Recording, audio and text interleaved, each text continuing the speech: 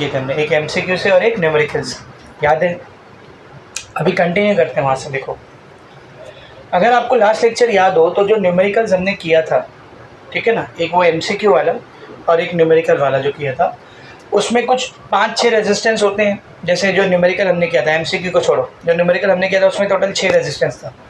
ऐसा R1 R2 R3 parallel में था, फिर R4 R5 R6 सीरीज़ में थे, 6 रेजिस्टेंस थे। हमने सीरीज़ और पैरेलल कॉम्बिनेशन के फॉर्मूले को अप्लाई करके उन 6 को एक इक्विवेलेंट 1 रेजिस्टेंस में कन्वर्ट किया था। याद है ना? वो डायग्राम याद करो जो लास्ट टाइम बनाए थे। 3 पैरेलल थे, उस पर पैरेलल का फॉर्मूला लगाए थे, 1 आया था। 3 सीरीज़ में थे, उस पर सीरीज़ का फॉर्मूला लगाए थे, 1 आया था। फिर इन दोनों के ऊपर सीरीज़ का फॉर्मूला, तो लास्ट में कितना रेजिस्टेंस बचा था? 1। और फिर इस एक सिंगल रेजिस्टेंस की मदद से हमने सर्किट में बहने वाली टोटल करंट की वैल्यू भी निकाली, ठीक है ना? अब कई बार क्या होता है, बहुत सारे इलेक्ट्रिकल नेटवर्क ऐसे होते हैं, जिसमें काफ़ी सारे रेजिस्टेंस होते हैं और दिखने में वो थोड़ा कॉम्प्लिकेटेड सा दिखता है। उसमें अगर आप सीरीज़ और पैरेलल कॉम्बिनेशन को अप्लाई करने की कोशिश करोगे तो वो वहाँ पे थोड़ा मुश्किल काम हो जाता है, नहीं अप्लाई हो पाता है बराबर। कुछ सर्किट ऐसे भी होते हैं कॉम्प्लिकेटेड, एकदम कॉम्प्लेक्स, इधर रेजिस्टेंस, यहाँ रेजिस्टेंस है, बीच में रेजिस्टेंस। अब उसमें जब सीरीज़ पैरेलल का कंसेप्ट हम लोग लगाने के लिए जाते हैं ना, तो थोड़ी सी दिक्कत होने लगती है, मुश्किल होने लगता है, नहीं सॉल्व हो पाता है। लेकिन अब सॉल्व तो करना पड़ेगा ना, बिना सॉल्व किए कर सकते हैं कुछ नहीं। तो ऐसे कॉम्प्लेक्स इलेक्ट्रिकल नेटवर्क्स को सॉल्व करने के लिए, ध्यान से समझो मैं क्या बोल रहा हूँ। हमने पहले पढ़ा resistance in series, resistance in parallel. उसको अगर हमको सॉल्व करना है, एक इलेक्ट्रिकल नेटवर्क आया मेरे पास, 3 4 5 6 7 जितना भी रेजिस्टेंस उसके अंदर है, थोड़े बहुत रेजिस्टेंस सीरीज में कनेक्टेड है, थोड़े बहुत रेजिस्टेंस पैरेलल में कनेक्टेड है, मेरे को उसको सॉल्व करके वैल्यू निकालना है टोटल रेजिस्टेंस की। तो हमने एक मेथड सीखा है रेजिस्टेंस इन सीरीज और रेजिस्टेंस इन पैरेलल का फॉर्मूला लगाने के लिए। सीरीज में रहेगा तो सीधा ऐड कर देने का, पैरेलल में रहेगा तो 1/Rp = 1/R1 + 1/R2। लेकिन बाद में कुछ ऐसे भी इलेक्ट्रिकल नेटवर्क्स हमको पता चले जिसमें बहुत सारे रेजिस्टेंसेस है, कॉम्प्लिकेटेड थोड़ा सा दिख रहा है, वो कॉम्प्लेक्स है थोड़ा, सीरीज और पैरेलल कॉम्बिनेशन के ज़रिए हम लोग उसको नहीं सॉल्व कर पा रहे हैं। तो ऐसे ही कॉम्प्लेक्स इलेक्ट्रिकल नेटवर्क्स को सॉल्व करने के लिए G.R. किरचॉफ नाम के एक साइंटिस्ट थे, उन्होंने अपने लॉज दिए जिनको कहा जाता है किरचॉफ्स लॉ। क्या कहा जाता है बेटा? Kirchhoff's law. तो आपके 12th की करंट इलेक्ट्रिसिटी स्टार्ट ही इसी पॉइंट से होती है। आपका सबसे पहला टॉपिक ही यही है इंट्रोडक्शन के बाद, अगर आप लोग देखोगे तो, ठीक है ना। पहले ही टॉपिक क्या देख, Kirchhoff's law of electrical networks. देख रहे हो बेटा, पेज नंबर 214 पे आपका चैप्टर स्टार्ट हुआ है। और पहला ही टॉपिक हमारा क्या है वहाँ पे, Kirchhoff's law of electrical network, ठीक है ना। G.R. किरचॉफ्स नाम के एक साइंटिस्ट है, गुस्टाव रॉबर्ट किरचॉफ्स, उन्होंने इस लॉ को दिया था कॉम्प्लेक्स इलेक्ट्रिकल नेटवर्क को सिंप्लीफाई करके सॉल्व करने के लिए, ठीक है ना। देखो, हम लोग सीरीज और पैरेलल कॉम्बिनेशन को अप्लाई ही क्यों करते थे, ध्यान से समझो मैं क्या बोलूँ। हम लोग सीरीज और पैरेलल कॉम्बिनेशन को अप्लाई ही क्यों करते थे बेटा? ताकि मुझे पता चल सके कि इस पूरे सर्किट में से कितना करंट बह रहा है। पहले हम लोग पूरे रेजिस्टेंस को एक रेजिस्टेंस में बदलते थे और फिर उस एक रेजिस्टेंस और बैटरी के वोल्टेज या ईएमएफ की मदद से करंट को निकालते थे। तो किरचॉफ्स ने बोला इतनी मेहनत करने की जरूरत नहीं है, सारे रेजिस्टेंस को बदल के एक में मत कन्वर्ट करो, मैं टोटल करंट ऐसे ही निकालने बता। ना सिर्फ टोटल करंट, किसी एक ब्रांच का करंट अगर आपको निकालना है तो किरचॉफ वो भी निकाल के दिखाए ऐसे अपने लॉस की मदद से। इन लॉस का नाम ही क्या पड़ा? Kirchhoff's law of electrical network. समझ में आ रहा अच्छे से? टोटल कितने लॉज है सर? आप बार बार लॉज बोल रहे हो, किरचॉफ्स लॉस। टोटल कितने लॉज है? 2 ही लॉज, सिर्फ 2 लॉ। पहले लॉ का नाम है किरचॉफ्स फर्स्ट लॉ। पहले लॉ का नाम क्या है? किरचॉफ्स फर्स्ट लॉ, या फिर इसको किरचॉफ्स करंट लॉ भी कहते हैं, या फिर इसको किरचॉफ्स जंक्शन लॉ भी कहते हैं। तीनों इसी का नाम, Kirchhoff's first law, Kirchhoff's current law, Kirchhoff's junction law. फिर एक दूसरा लॉ है जिसको किरचॉफ्स सेकेंड लॉ या किरचॉफ्स वोल्टेज लॉ या किरचॉफ्स लूप लॉ भी कहते हैं। Kirchhoff's second law, Kirchhoff's voltage law, Kirchhoff's loop law. तो ये 2 लॉज किरचॉफ्स नाम के साइंटिस्ट ने दिया था जिसकी मदद से हम लोग इलेक्ट्रिकल नेटवर्क्स को सॉल्व कर सकते हैं। तो अभी अपने को क्या करना है, पहले तो इन दोनों लॉज को समझ करके लेना है अच्छे से, ठीक है ना। इन दोनों लॉज को समझने के बाद हम लोग न्यूमेरिकल उठाएंगे, कुछ कॉम्प्लेक्स इलेक्ट्रिकल नेटवर्क्स को सॉल्व करेंगे किरचॉफ्स के इन दोनों लॉज के मुताबिक। समझ में आ रहा है? कितने न्यूमेरिकल दिए हुए सर? आपको 2 न्यूमेरिकल सॉल्व एग्जाम्पल में दिया है, और जहाँ तक मेरी याददाश्त है एक्सरसाइज के अंदर भी आपको 2 ही न्यूमेरिकल दिया था, टोटल 4 न्यूमेरिकल, और बहुत है, मोर देन इनफ है। 2 या 3 न्यूमेरिकल एक्सरसाइज में, इतने न्यूमेरिकल्स मोर देन इनफ है। 4-5 न्यूमेरिकल आप किरचॉफ्स लॉ पे कर लोगे, सारे टाइप के न्यूमेरिकल्स ऑलमोस्ट आपके कवर हो जाएंगे। बोर्ड में कुछ भी क्वेश्चन आएगा आप उसको ईजिली सॉल्व कीजिए। खाली जो तरीका, जो मेथड, जो टेक्निक मैं आपको सिखा रहा हूँ, वो तरीका, वो मेथड, वो टेक्निक आपको दिमाग में बिठा के रखना है। यहाँ पे कुछ ट्रिक्स वगैरह अप्लाई होगी, कुछ मेथड है उसको यूज़ करने का, वो आपको भूलना नहीं, वो आपको याद रखना। समझ में आ रहा अच्छे से? तो पहले हम लोग स्टार्ट करते हैं किरचॉफ्स लॉ। 2 लॉ है, करंट लॉ और वोल्टेज लॉ। शॉर्ट में उसको KCL KVL बोलते हैं। KCL KVL, Kirchhoff's current law, Kirchhoff's voltage law. अगर आपके कॉलेज में चैप्टर स्टार्ट होगा तो आपके टीचर बहुत बार ये वर्ड यूज़ करेंगे, KCL KVL, KCL KVL। समझ में आ रहा अच्छे से? ठीक है ना? लेकिन किरचॉफ्स लॉ को स्टार्ट करने से पहले आपको कुछ चीज़ें जिनके बारे में पता होना चाहिए। लाइक अगर मेरे पास एक इलेक्ट्रिकल नेटवर्क है तो उसमें जंक्शन किसको कहा जाता है, लूप किसको बोलते हैं, ब्रांच किसको बोलते हैं, पहले आपको ये समझ के लेना। तो क्या क्या समझा रहा मैं आपको? जंक्शन, लूप और ब्रांच, ये 3 चीज़ों को हम लोग पहले समझ करके लेंगे। तो सब लोग ध्यान से समझो। मेरे पास एक इलेक्ट्रिकल नेटवर्क है, समझ, I got a electrical network.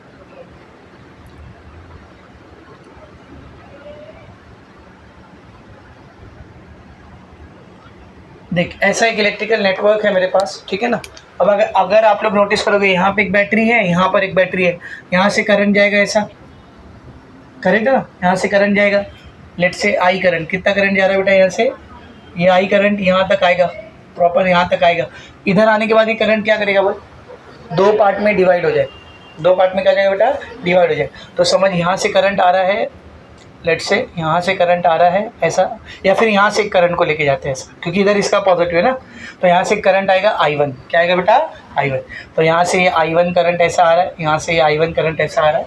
तो देख इस पॉइंट पर देख क्या हो रहा है, I1 करंट यहाँ से और I करंट यहाँ से, दोनों आ रहे हैं, दोनों मिल करके यहाँ से जाने लगे। तो यहाँ से जो जाने वाला करंट है इसको मैं I2 बोल देता हूँ। क्या हो देता हूँ? जैसे समझ, यहाँ से 4 एम्पियर गया, यहाँ से 3 एम्पियर गया, तो दोनों मिलके यहाँ से कितना एम्पियर आएगा? 7 एम्पियर। फिर 7 एम्पियर यहाँ पे आके रिटर्न से क्या करेगा? 2 में बटेगा। तो जितना बैटरी से करंट निकला था उतने ही उसकी तरफ आएगा। तो ये I और I1 मिलके I2 बना था ना। तो यहाँ पे जब ये I2 टूटेगा तो वापस से क्या बन जाएगा? I और I1। यहाँ पर I चला जाएगा और यहाँ पे क्या चला जाएगा? I1 चला जाएगा। तो अगर आप लोग देखोगे तो ये मैंने एक छोटा सा इलेक्ट्रिकल नेटवर्क आपके सामने बना रखा है। अब मैं क्या करता हूँ, इसमें मुझे जहाँ जहाँ पर जो जो पॉइंट्स दिख रहे हैं, पॉइंट्स, उन पॉइंट्स को मैं नाम दे देता हूँ। Let's give name. तो see this is point number A, इसको मैंने A नाम दे दिया, इसको B नाम दे देते हैं, इसको C नाम दे देते हैं, इसको D नाम दे देते हैं, इसको E नाम दे देते हैं और इसको F नाम दे देते हैं। तो जहाँ जहाँ मुझे पॉइंट्स दिख रहे थे वहाँ पर मैंने नाम दे दिया। अच्छा, एक कोशिश करने का, पॉइंट्स को I, R और E ये नाम नहीं देने का। जब भी आप पॉइंट्स को नाम दे रहे हो तो ये 3 नाम नहीं देने का। टेल मी द रीज़न, क्यों नहीं देने का? I हम लोग करंट के लिए यूज़ करते हैं, उसको पॉइंट के नाम के लिए यूज़ मत करो।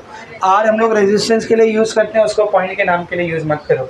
E हम लोग EMF के लिए यूज़ करते हैं, इसीलिए उसको पॉइंट के नाम के लिए यूज़ मत करो। वैसे तो EMF का सिंबल ये होता है, व्हाट इज दिस?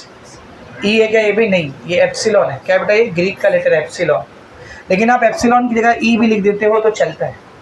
तो E EMF को रिप्रेजेंट करता है, R रेजिस्टेंस को रिप्रेजेंट करता है, I करंट को रिप्रेजेंट करता है। तो कोशिश करने का ये सारे नाम ना दिए जाए।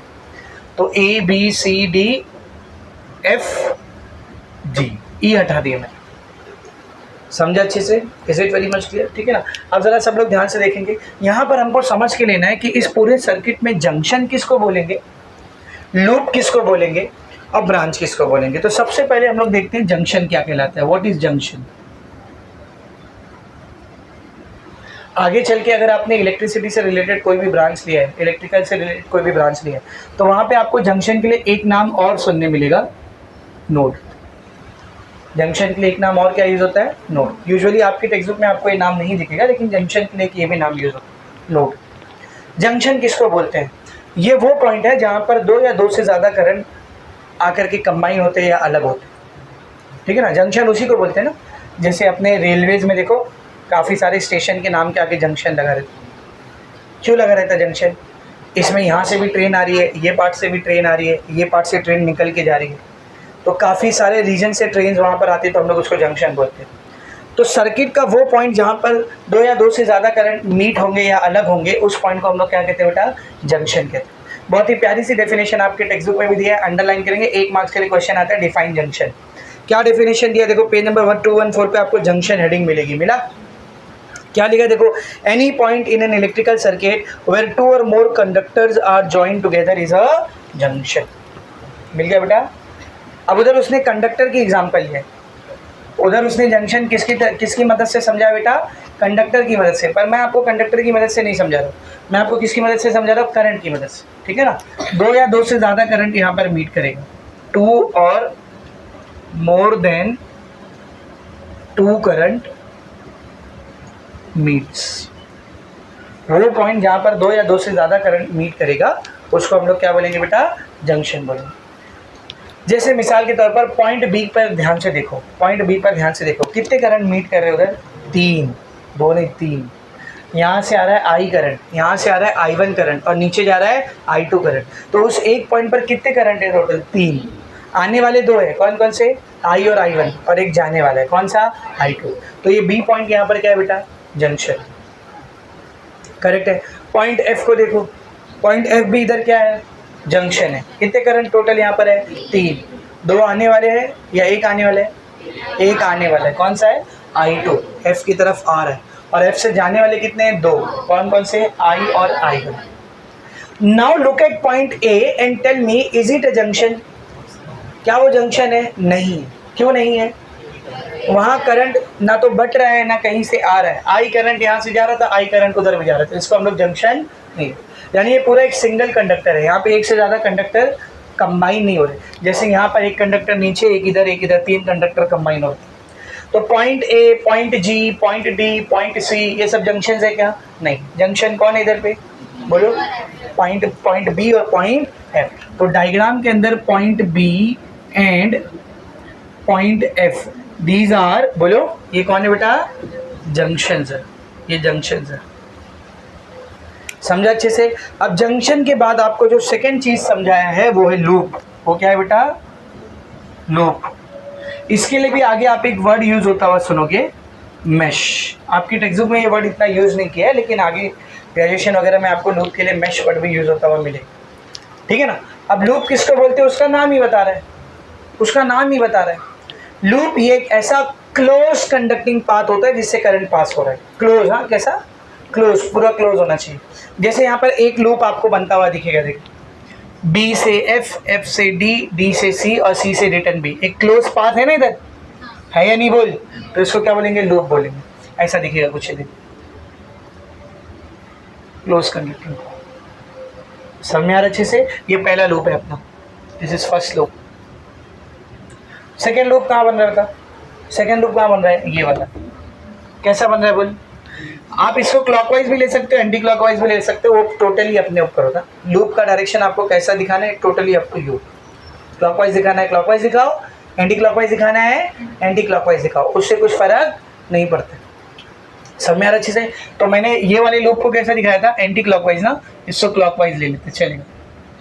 ये सेकेंड लूप है। कितने लूप बन रहे इधर? 3। एक पूरा अक्खा लूप देखना, A B C D F G A, ये पूरा, ये तीसरा लूप है। तो कितने लूप बन रहे बेटा यहाँ पर बोल? कितने लूप बन रहे? 3 लूप बन रहे। नाम कैसे लिखने का लूप का, जरा ध्यान से देखना। लूप का नाम कैसे लिखने का बेटा? लूप, पहला ये वाला लूप था ना, कहाँ से शुरू हुआ है वो? बी से, और फिर कहाँ गए हम लोग? एफ पर। तो B F D C B, जहाँ से शुरू किया वहीं पे आके खत्म करें। ये पहला लूप है। सेकेंड लूप कौन सा है बोल? सेकेंड लूप कौन सा है बोल जल्दी? कहाँ से शुरू किए थे? ए से। बोलो नाम बोलो। ए बी एफ जी ए। अच्छा, अगर कोई इसका नाम ऐसा ले लेता ए जी एफ बी ए, गलत हो जाता क्या? राइट रहता। खाली उसने क्लॉकवाइज लेने के बजाय एंटी क्लॉकवाइज ले लिया बस। तीसरा लूप कौन सा है बेटा? थर्ड लूप कौन सा है बताओ? A B C D F G A, ये पूरा, ये पूरा।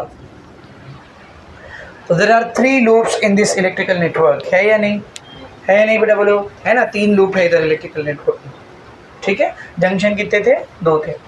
लूप की डेफिनेशन क्या आएगी? Close conducting path. क्या बेटा? Closed conducting path. ये क्लोज पाथ रहेगा जिसमें से करंट कंडक्ट हो सकता है। ठीक है, देखो क्या दिया लूप का डेफिनेशन, ध्यान से देखो। Any close conducting path in an electrical network is called a loop और अ मेश। उसका दूसरा नाम भी आपको दिया, देख, मेश मिला। नेक्स्ट क्या है बेटा? देख, ब्रांच। नेक्स्ट क्या बोल? ब्रांच। एकदम सिंपल है। ब्रांच किसको बोलते हैं जरा ध्यान से देख। तो पहली चीज़ हमने पढ़े जंक्शन, सेकेंड चीज़ हमने पढ़ा लूप, थर्ड चीज़ हम लोग पढ़ रहे हैं ब्रांच। ठीक है ना? अब सब ब्रांच किसको बोलते हैं? ब्रांच ये कोई भी दो जंक्शन के बीच में आने वाला कंडक्टिंग पार्ट होता है। Conducting path between any two junctions. कोई भी दो जंक्शन के बीच में आने वाला जो पाथ होता है उसको हम लोग क्या कहते हैं? ब्रांच। जैसे इधर पे कौन कौन से जंक्शन पॉइंट है बताओ? बी है और एफ है। तो बी और एफ के बीच में ये वाला पाथ आ रहा है ना, इसको हम लोग क्या बोलेंगे? बोल, ब्रांच। कितनी ब्रांच है यहाँ पर? तीन ब्रांचें है। एक ये है ब्रांच, ये पूरा पाथ भी तो बी और एफ के बीच में ही आ रहा है ना, यहाँ से लेके यहाँ तक का ये पूरा दिख रहा है, तो ये भी क्या है बेटा? एक ब्रांच है। लूप नहीं है। लूप रहेगा तो यहाँ से चलेंगे पूरा घूम के रिटर्न इधर आएंगे, उसको लूप बोलेंगे। ब्रांच किसको बोल रहे हैं? दो जंक्शन के बीच में। तो ये एक जंक्शन, ये एक जंक्शन, इन दोनों के बीच में एक तो ये वाला टुकड़ा आया है, ये एक ब्रांच है। दूसरी ब्रांच कौन सी बोल? ये टुकड़ा सी शेप का। और तीसरी ब्रांच कौन सी बोल? ये टुकड़ा। तो तीन ब्रांचेज है इधर, समझ में? कौन कौन सी तीन ब्रांच है नाम बताओ? पहला कौन सा बेटा? Branch A B, sorry branch B F, B से लेकर एफ तक। दूसरा कौन सा है बोल? दूसरा कौन सा है? ब्रांच बोलो बी सी डी एफ। और तीसरा कौन सा बेटा? बोल, ब्रांच बोलो बी ए जी एफ। ये तीन ब्रांच। सबको एकदम अच्छे से समझा बेटा? सबको एकदम अच्छे से समझा? यहाँ पर आपका जंक्शन, लूप और ब्रांच, ये तीन टॉपिक फिनिश हो। Very much clear. अब आप रेडी हो किरचॉफ्स लॉ को पढ़ने के लिए। किरचॉफ्स के दो लॉ हमको पढ़ने हैं, ठीक है ना? क्यों पढ़ते हैं हम लोग ये दो लॉ? कॉम्प्लेक्स इलेक्ट्रिकल नेटवर्क्स को सॉल्व करने के लिए, ईजिली सॉल्व करने के लिए। जहाँ पर हम लोग सीरीज कॉम्बिनेशन और पैरेलल कॉम्बिनेशन का कंसेप्ट नहीं अप्लाई कर पाते हैं, वहाँ पर हम लोग इलेक्ट्रिकल नेटवर्क्स को सॉल्व करने के लिए किरचॉफ्स लॉ का इस्तेमाल करते हैं। तो टोटल कितने लॉज है बेटा? दो। तो मैं फर्स्ट लॉ यहाँ पर स्टार्ट कर रहा हूँ, ठीक है ना? We are starting the first law, ठीक है? ठीक है, तो पहले हम लोग देख रहे हैं बेटा किरचॉफ्स फर्स्ट लॉ, या फिर उसको किरचॉफ्स करंट लॉ भी कहते हैं, ठीक है ना? स्पेलिंग क्या है उसके नाम की?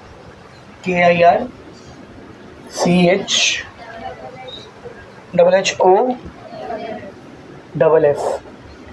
Kirchhoff's first law. Kirchhoff's first law, या फिर इसको किरचॉफ्स करंट लॉ भी कहते हैं, या फिर इसको किरचॉफ्स जंक्शन लॉ भी कहते हैं। तीनों उसी का नाम। शॉर्ट में क्या बोलते हैं इसको? KCL। शॉर्ट में क्या बोलते हैं बेटा इसको? KCL। इसका स्टेटमेंट एकदम सिंपल है, सब लोग ध्यान से देखेंगे। Algebraic sum of all the current at a junction is 0। किसी भी जंक्शन पर सारे करंट्स का अलजेब्रिक सम हमेशा क्या होता है? 0 है। सर कुछ नहीं समझा, अभी समझेगा, डोंट वरी, अभी समझ में। ये स्टेटमेंट है, पहले लिख के लिए। एक बात मैं और बता दूं, ये स्टेटमेंट हम लोग आगे यूज़ नहीं करेंगे, मैं इसको मॉडिफाई करके दूंगा, वो वाला स्टेटमेंट यूज़ करेंगे हम लोग हर जगह, ठीक है ना? तो सब लोग ध्यान से देखो, algebraic sum of all the current at a junction is 0, ये इसका स्टेटमेंट है। इसको मैथमेटिकली अगर आप लोग लिखना चाहोगे तो ऐसा लिख सकते हो। सम को कैसा दिखाते हैं? समेशन से। किसकी बात चल रही है? करंट की। तो algebraic sum of current is 0, ये इसका मैथमेटिकल स्टेटमेंट है। Summation I is equal to 0 for any junction, किसी भी जंक्शन के लिए। अब इसको समझ करके लेते हैं। हाँ बेटा, सम ऑफ करंट मतलब सारे करंट्स को क्या करना है? ऐड करना है। अलजेब्रिक सम का मतलब क्या होता है? करंट्स को ऐड करते वक्त आपको साइन कन्वेंशन का ध्यान देना है। किसका ध्यान देना है? बोल, साइन कन्वेंशन। साइन कन्वेंशन मतलब प्लस माइनस। करंट को कब पॉजिटिव लेना है, करंट को कब नेगेटिव लेना है, उसका ध्यान देना होगा। इसका मतलब होता है अलजेब्रिक सम का। ठीक है ना। सब लोग ध्यान से समझो, सब लोग ध्यान से समझेंगे। समझिए एक जंक्शन है, इसका मैं नाम दे देता हूँ ए। क्या नाम देता हूँ बेटा? ए।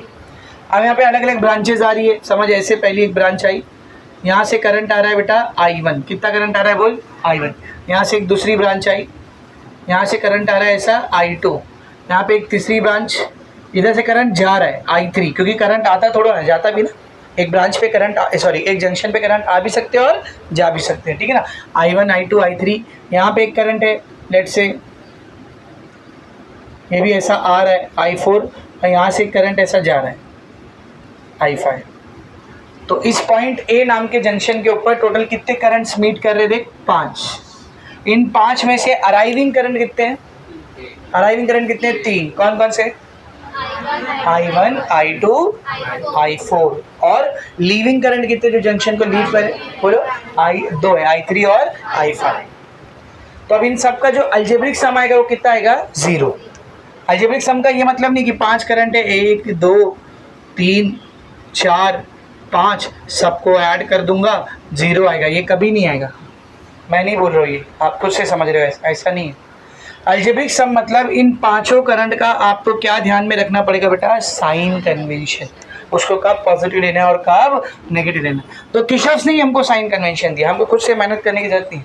किर्चॉफ ने खुद हमको साइन कन्वेंशन दिया। तो उसके पहले लॉ के लिए जो साइन कन्वेंशन है, ध्यान से देख, उसके पहले लॉ के लिए जो साइन कन्वेंशन है एकदम आसान, बहुत आसान है। क्या बोला सर उसने? पहला पॉइंट उसका ये था, करंट या currents arriving at a junction. वो करंट जो किसी जंक्शन पर क्या करे बोल? अराइव कर रहे हैं, उन करंट्स को हम लोग पॉजिटिव करंट लेंगे। उन करंट्स को हम लोग क्या लेंगे? पॉजिटिव। तो दूसरा पॉइंट तुम लोग खुद बता दो, चलो शाबाश। क्या आएगा? Currents leaving a junction. वो करंट जो किसी जंक्शन को लीव कर रहे होंगे उसको हम लोग, बस यही है साइन कन्वेंशन खत्म। तो किर्चॉफ ने पहले लॉ में साइन कन्वेंशन ये दिया कि किसी जंक्शन पर अगर करंट अराइव कर रहा है तो उसको क्या लेंगे हम लोग? पॉजिटिव करंट, और लीव कर रहा है तो क्या लेंगे हम लोग? उसको नेगेटिव करंट। तो यहाँ पर ऊपर का जो डायग्राम है, at junction A according to KCL, junction A पर किर्चॉफ करंट लॉ अगर हम लोग अप्लाई करेंगे तो टोटल कितने करंट है इधर? 5। तो I1 I2 I3 I4 I5 सबका क्या लेना है बेटा? सम। सम मतलब बीच में क्या आएगा? प्लस। लेकिन कैसा सम लेना है? अलजेब्रिक। तो सबकी साइन ध्यान में रखनी पड़ेगी, सबकी साइन जो है वो ध्यान में रखनी पड़ेगी। I1 कैसा करंट है? अराइविंग या लीविंग?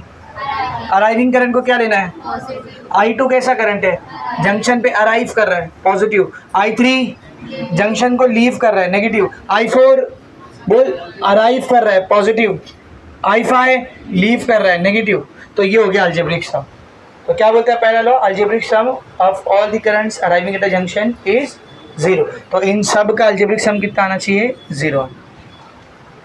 और कैसा लिख सकते हो आप इसको? प्लस I1 को सिर्फ I1 लिख दो, plus plus plus I2, plus minus minus I3, plus plus plus I4, plus minus minus I5 is equals to 0। ये है किर्चॉफ का पहला लॉ। यानी जो अराइविंग वाले करंट रहेंगे उसको प्लस में लेने का, और जो लीविंग वाले करंट रहेंगे उसको माइनस में लेने का। एकदम अच्छे से समझा? मैं फिर बोल रहा हूँ, हम लोग तरीका ये वाला यूज़ नहीं करेंगे। मैं आपको जो सेकंड स्टेटमेंट बता रहा हूँ, मॉडिफाइड स्टेटमेंट, उसमें साइन कन्वेंशन की ज़रूरत ही नहीं पड़ेगी। जो मॉडिफाइड स्टेटमेंट, उसमें आपको साइन कन्वेंशन की ज़रूरत ही नहीं पड़ेगी। क्या है सर मॉडिफाइड स्टेटमेंट? देख, इसी से निकाल के दिखाता हूँ मैं आपको, यहीं से निकाल के दिखाता हूँ मैं आपको। ये जितने भी प्लस वाले इसको यहीं रहने दे, I1 plus I2 plus I4। ये जो माइनस वाले दिख रहे हैं इन दोनों को वहाँ लेके जाते हैं, तो इधर माइनस में, वहाँ जाएंगे तो I3 प्लस, अब कुछ भी माइनस में बचा क्या? कुछ भी माइनस में बचा क्या? सब प्लस में आ गए ना, तो यहाँ से साइन कन्वेंशन की जरूरत ही नहीं पड़ी। लेकिन सर आपने किए क्या हो? जरा ध्यान से देखना बेटा, ये I1 I2 I4 कौन से करंट है? ये अराइविंग करंट है। और ये I3 I5 कौन से करंट है? लीविंग करंट है। अब प्लस प्लस का मतलब क्या होता है? सम। तो ये प्लस प्लस की जगह मैं क्या लिखूंगा? सम ऑफ I1 I2 I4 कौन से करंट है? Arriving. Sum of arriving currents. क्या लिखूंगा बोल? Sum of arriving current. बीच में क्या आ गया? इज इक्वल्स टू, प्लस है मतलब सम ऑफ, I3 I5 कौन है? Leaving current. ये है सेकेंड स्टेटमेंट, बस यही है सेकेंड स्टेटमेंट। किसी भी जंक्शन पर अराइविंग करंट का सम लीविंग करंट के सम को क्या होता है? इक्वल होता है, खत्म। इक्वल टू के ए साइड अराइविंग करंट रहेंगे, इक्वल टू के ए साइड लीविंग करंट रहेंगे, सबको क्या कर देना है? ऐड कर। अब बताओ इसमें साइन कन्वेंशन याद रखने की जरूरत है क्या? सब तो प्लस में ही रहेगा ना, यहाँ पे भी और यहाँ पे भी, समझ में? तो सेकंड स्टेटमेंट क्या है? किरचॉफ्स करंट लॉ का सेकंड स्टेटमेंट क्या है बेटा? Sum of all the currents, sum of all the currents, बोलो, arriving at a junction is always equal to sum of all the currents leaving a junction। ये second statement है Kirchhoff's current law का। Easy है बेटा। पहला statement था algebraic sum of all the current is 0। दूसरा है sum of arriving current at a junction is always equal to sum of leaving current at the same junction. एक junction पे आने वाले करंट का सम उसी जंक्शन को छोड़ने वाले करंट का सम हमेशा क्या रहेगा? इक्वल। समझ में आ रहा है? अब ये साइंस के एक लॉ को ना सपोर्ट कर रहे हैं। साइंस का एक लॉ है जिसको ये सपोर्ट कर रहा है। कौन सा लॉ सर? 11th स्टैंडर्ड में इलेक्ट्रोस्टैटिक में आपने एक लॉ पढ़ा था। 11th स्टैंडर्ड इलेक्ट्रोस्टैटिक, उसमें आपने एक लॉ पढ़ा था, law of conservation of charges. क्या बेटा? Law of conservation of charges. आप लोग 3 लॉ पढ़ते हो कंजर्वेशन वाले। Law of conservation of mass याद है केमिस्ट्री में, law of conservation of charge electrostatic में, law of conservation of energy पूरे फिजिक्स में काम आता है वो, है कि नहीं? तो ये जो है ना, ये किसको सपोर्ट कर रहा है? हमारे law of conservation of charge को। सर क्या बोलते हैं law of conservation of charge? वही सेम जो एनर्जी वाला बोलते हैं। क्या बोलता है? बोल, charge can neither be created nor be destroyed. ना तो चार्ज क्रिएट किया जा सकता है, ना तो चार्ज डिस्ट्रॉय किया जा सकता है। उसको बस एक बॉडी से दूसरी बॉडी पे ट्रांसफर किया जा सकता है, एक जगह से दूसरी जगह ट्रांसफर किया जा सकता है। अगर एक जंक्शन पे आने वाले सारे करंट और उस जंक्शन को छोड़ के जाने वाले सारे करंट इक्वल है, तो इसका यही मतलब हुआ ना, उस जंक्शन पे जितना चार्ज करंट के फॉर्म में आ रहा था उतना ही चार्ज करंट के फॉर्म में उसको छोड़ के जा रहा है। अगर आने वाला करंट ज़्यादा होता और जाने वाला करंट कम होता, मतलब आने वाले चार्जेस में से थोड़े बहुत चार्ज डिस्ट्रॉय हो गए, तभी तो कम करंट जा रहा है, लेकिन चार्ज डिस्ट्रॉय नहीं हो सकते। अगर आने वाला करंट कम होता और जाने वाला करंट ज़्यादा होता, मतलब आने वाले करंट में से थोड़े बहुत चार्जेस क्या हो गए? क्रिएट हो गए, तभी तो जाने वाले करंट की क्वांटिटी बढ़ गई। लेकिन चार्ज ना तो क्रिएट किया जा सकता है, ना तो डिस्ट्रॉय। मतलब जितना करंट आएगा उतना ही करंट लीव भी करेगा, यानी जितना चार्ज पर यूनिट टाइम आ रहा है उतना ही चार्ज पर यूनिट टाइम जा भी रहा है। तो चार्ज ना तो क्रिएट हुआ ना तो डिस्ट्रॉय हुआ। कौन सा लॉ है ये? Law of conservation of charges. तो आपका जो KCL होता है ना बेटा, बहुत इंपॉर्टेंट पॉइंट है ये। आपका जो KCL होता है ना, किरचॉफ्स करंट लॉ या किरचॉफ्स फर्स्ट लॉ या किरचॉफ्स जंक्शन लॉ, ये किसको सपोर्ट करता है? बोल, किसकी वजह से लॉ है? Law of conservation of charges. एकदम अच्छे से समझा, ठीक है ना? यहाँ पे पहला लॉ खत्म हो गया। कितना इजी है, फर्स्ट लॉ हो गया है पर एकदम सिंपल। आपको सिर्फ मेन चीज़ क्या है, अगर किरचॉफ फर्स्ट लॉ पूछा तो आप कभी भी वाला स्टेटमेंट डायरेक्ट नहीं लिखिए। असल स्टेटमेंट कौन सा था? ये आपको ये लिखना। बाद में आप और करके सेकंड स्टेटमेंट लिखना चाहते हो तो ये भी लिख दो, चलेगा। याद रखने का भी बहुत आसान है, कुछ मुश्किल नहीं। एक्सप्लेन करने बोला तो एग्जाम्पल लेके ऐसा एक्सप्लेन करने। State and explain Kirchhoff's first law, 3 marks का क्वेश्चन आया, तो आपको स्टेटमेंट भी लिखना पड़ेगा और ये पूरा एक्सप्लेन भी करना पड़ेगा, ठीक है ना? अब 1 मार्क्स का न्यूमेरिकल दिया हुआ है, इसके ऊपर एक छोटू सा न्यूमेरिकल वहीं पे पेज नंबर 215 पे, एग्जाम्पल नंबर 9.1। सब लोग ध्यान से देखो क्या बोला है। Figure shows current in a part of electrical circuit. Diagram दिया हुआ है जो एक इलेक्ट्रिकल सर्किट का पार्ट है और उसमें बहुत सारे करंट्स को दिखा रहा है। बहुत सारी टेक्स्ट बुक में ना वो डायग्राम गलत दिया हुआ है, तो जैसा मैं डायग्राम बना रहा वैसे ही बना हुआ होना चाहिए। टेक्स्ट बुक में कुछ मत करो, घान हो जाएगा पूरा। जब नोटबुक में लिखना है तो डायग्राम अच्छे से बनाना, ठीक है ना? सबसे पहले ऊपर मेरे पास एक पॉइंट है O, यहाँ से नीचे फिर इधर एक पॉइंट आया मेरे पास B, फिर यहाँ से थोड़ा और नीचे यहाँ पे एक पॉइंट आया है C, फिर C से थोड़ा और नीचे जाएंगे तो यहाँ पर एक पॉइंट है D, ठीक है? और फिर ये D से ये 2 ब्रांचें जैसा निकली हुई दिख रहा है। ओ से बी के बीच में जो करंट आ रहा है उसका नाम है I1 और वैल्यू है उसकी 7 एम्पियर। बी से सी के बीच में जो करंट आ रहा है उसका नाम है I3, वैल्यू नहीं दी है उसकी। बी से एक करंट लीव भी कर रहा है, नाम है उसका I2, वैल्यू कितनी बेटा उसकी 3 एम्पियर। करेक्ट है। फिर सी से एक करंट लीव कर रहा है, नाम है इसका I4 और वैल्यू है इसकी 2 एम्पियर। सी से डी की तरफ एक करंट जा रहा है, नाम है इसका I5। डी से दो करंट लीव कर रहे हैं, एक करंट लीव कर रहा है I6 जिसकी वैल्यू है X और एक करंट लीव कर रहा है I7 जिसकी वैल्यू है 9 ampere. So this must be your diagram. आपके टेक्स्ट बुक में डायग्राम बड़ा अजीब सा दिया है तो मैंने उसको रेक्टिफाई करके यहाँ पर बना दिया है। टेक्स्ट बुक में नहीं भी करेक्ट करोगे तो चलेगा, नोटबुक में लिखते वक्त सही डायग्राम बनाना। अब पढ़ो मेन क्वेश्चन वहाँ पर है क्या। Figure shows current in a part of N electrical circuit, find the current X। अपने को क्या करने का बोल, X करंट निकालने का। अपने को क्या करने का बोल, X करंट निकालना है। तो इधर ध्यान से देख, वैसे तो हम लोग इसको ऐसे ही डायरेक्ट सॉल्व कर सकते हैं, देख के सॉल्व कर सकते हैं। यहाँ से कितना करंट आ रहा है 7 में से 3 उधर चला गया ना, तो यहाँ कितना आ रहा होगा 4। फिर यहाँ से 4 करंट आ रहा था, 4 में से 2 इधर चले गया, तो यहाँ पर कितना बचा 2। 1 मिनट, इधर डायरेक्शन की कहीं तो गलती है, इधर डायरेक्शन की कहीं तो गलती है। दिखा रहे टेक्स्ट बुक किधर 17 है, सबर ले रुक। I1 17 एम्पियर है, ठीक है। बाकी सब सेम है ना बेटा, हाँ बाकी सब सेम है। चल फिर से देखेंगे सब लोग, इधर ध्यान से देखो। यहाँ से 17 एम्पियर आ रहा, 3 यहाँ चले गया, 14 बचा नीचे जाएगा। 14 में से 2 यहाँ चले गया, 15 बचा नीचे आएगा। 15 में से 9 यहाँ चले गया, कितना बचा 6। तो x की वैल्यू कितनी आ गई 6। देख के सॉल्व कर दिया आप, देख के सॉल्व कर। I4 आने वाला है क्या रे, किसी के टेक्स्ट बुक में जाने वाला दिया है, किसी के टेक्स्ट बुक में आने वाला दिया है। नहीं आने वाला दे या जाने वाला दे, आने वाला देगा तो अलग आंसर आएगा, जाने वाला देगा तो अलग आंसर। मैं इसके हिसाब से सॉल्व करा रहा हूँ, आपको उसके हिसाब से सॉल्व करना है, आप उसके हिसाब से सॉल्व चलेगा, कोई मसला नहीं, एक चलेगा, कोई इशू नहीं। अगर आप ये I4 को आने वाला करंट बना भी दोगे तो ज़्यादा से ज़्यादा क्या होगा, यहाँ से 14 एम्पियर आ रहा था, यहाँ से 2 एम्पियर, 14 और 2 मिलके 16 हो जाएगा। 16 में से 9 यहाँ चले गया, 7 यहाँ चले जाएगा, आंसर 7 आएगा।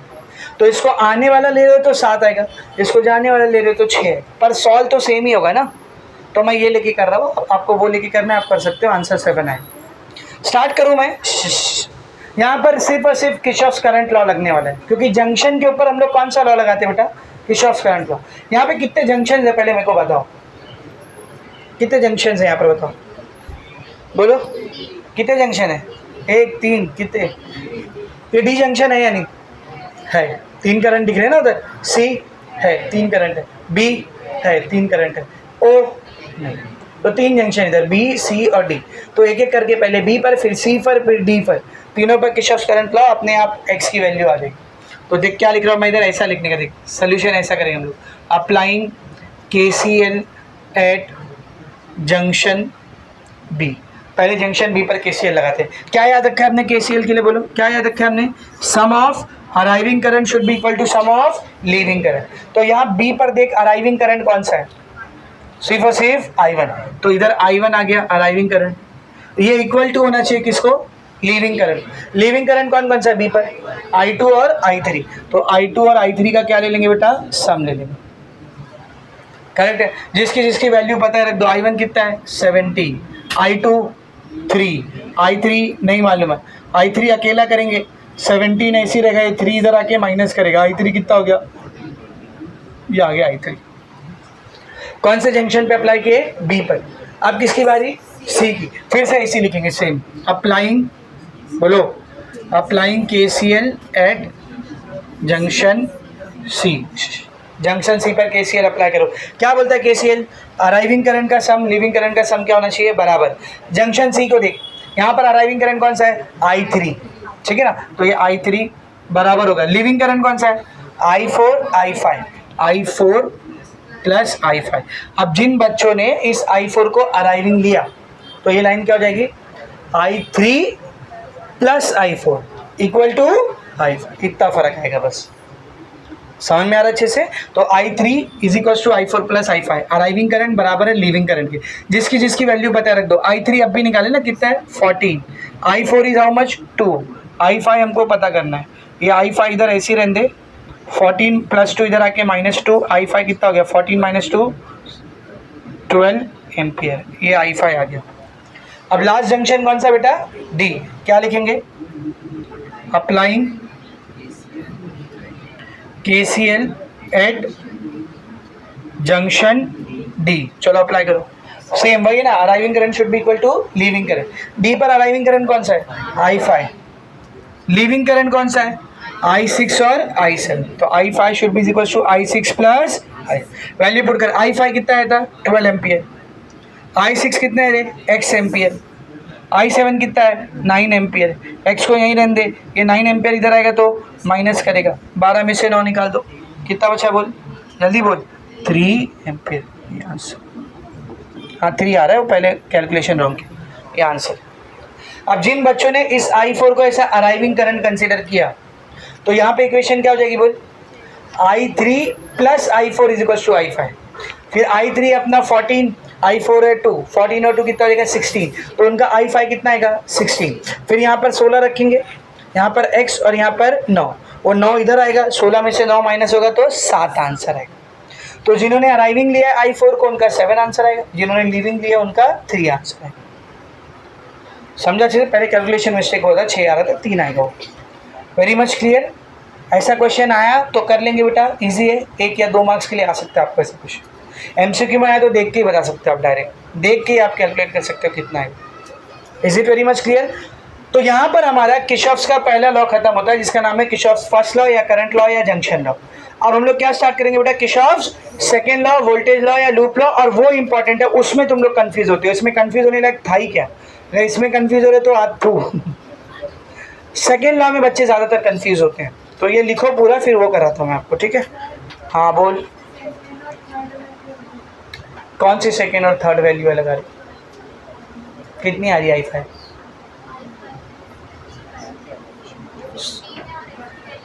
अरे मैं बताएं। अरे तो उसने डायग्राम में गलती किया ना। मैंने क्या बोला? टेक्स्ट बुक का डायग्राम एकदम मेस्ड अप है, उसको मत देखो। अगर आप I4 को लीविंग लोगे तो ये वैल्यूज आएगी, I4 को अराइविंग लोगे तो यहाँ पे 16 और यहाँ पे 7 आएगा। यही तो बोला ना मैं दीदी। टेक्स्ट बुक का डायग्राम छोड़ो, उसको छोड़ दो, क्या बना। चलो देखेंगे बेटा सब लोग। तो अभी सेकंड हम लोग स्टार्ट करें बेटा, किर्चॉफ्स सेकंड लॉ या फिर किर्चॉफ्स वोल्टेज लॉ या फिर किर्चॉफ्स लूप लॉ। इसको शॉर्ट में कहा जाता है KVL, किर्चॉफ्स वोल्टेज लॉ। वो था KCL, किर्चॉफ्स करंट लॉ। ये क्या है? Kirchhoff's voltage law, KVL। जैसा कि आप इसके नाम से ही देखोगे, उसका नाम था जंक्शन लॉ क्योंकि इसको जंक्शन पे अप्लाई करते थे। इसका नाम है लूप लॉ क्योंकि इसको लूप में अप्लाई करेंगे। उसका नाम था करंट लॉ क्योंकि उधर पे करंट का यूज़ कर रहे थे हम लोग, करंट के बारे में वो लॉ था। इसका नाम है वोल्टेज लॉ क्योंकि यहाँ पर वोल्टेज के बारे में ये लॉ, यहाँ पर जो भी हम लोग करेंगे वोल्टेज के बारे में करेंगे, ठीक है ना। तो सबसे पहले देखते हैं बेटा इसका स्टेटमेंट, फिर साइन कन्वेंशन, और फिर समझ के लेते कि इसको अप्लाई कैसे किया जाता है, ठीक है ना। स्टेटमेंट सब लोग ध्यान से देखेंगे। अलजेब्रिक सम ऑफ, यहाँ पे भी सेव है, अलजेब्रिक सम ऑफ।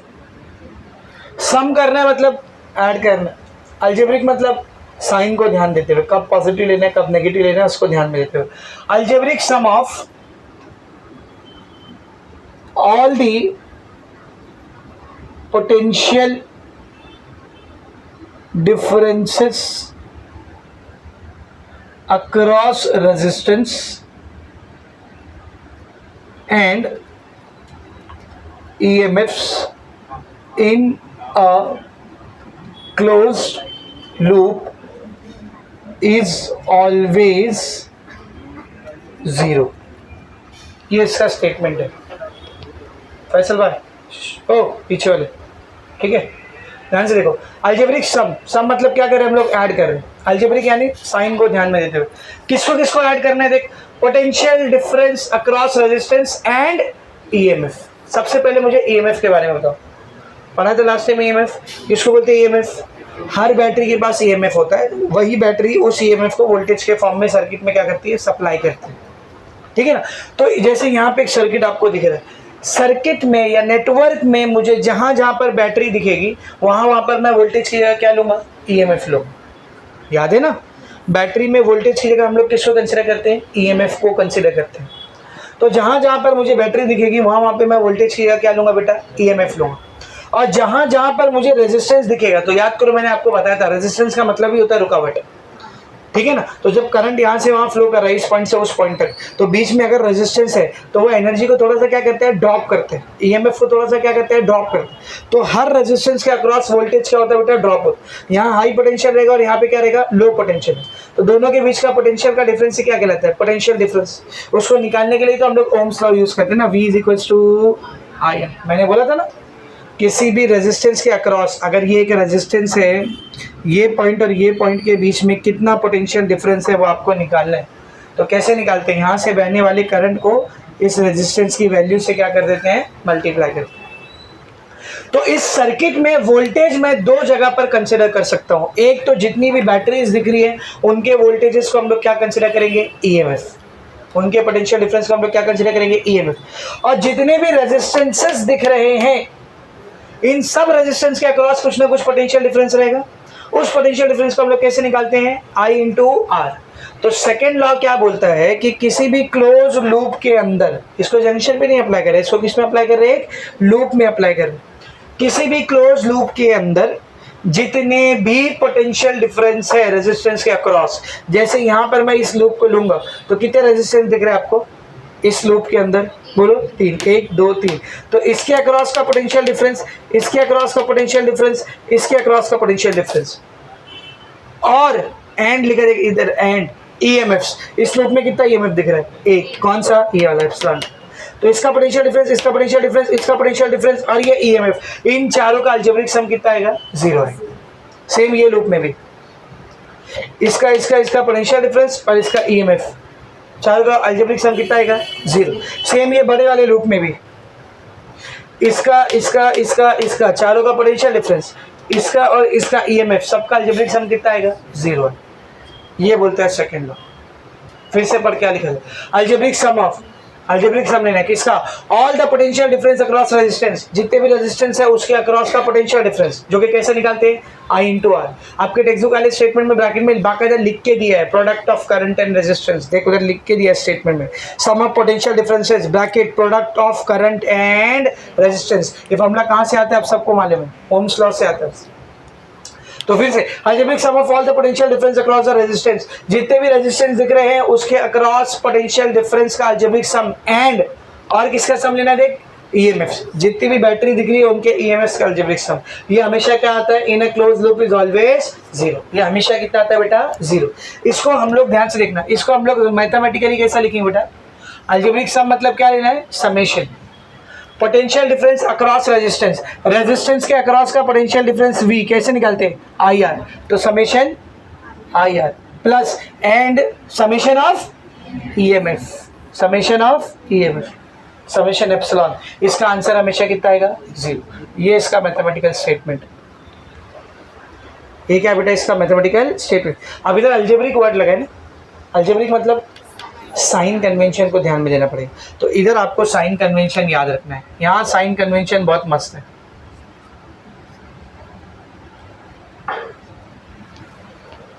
ये साइन कन्वेंशन में आप कंफ्यूज होते हैं, बहुत आसान है, खाली जो ट्रिक से याद कर रहा है उसको वैसे याद रखो।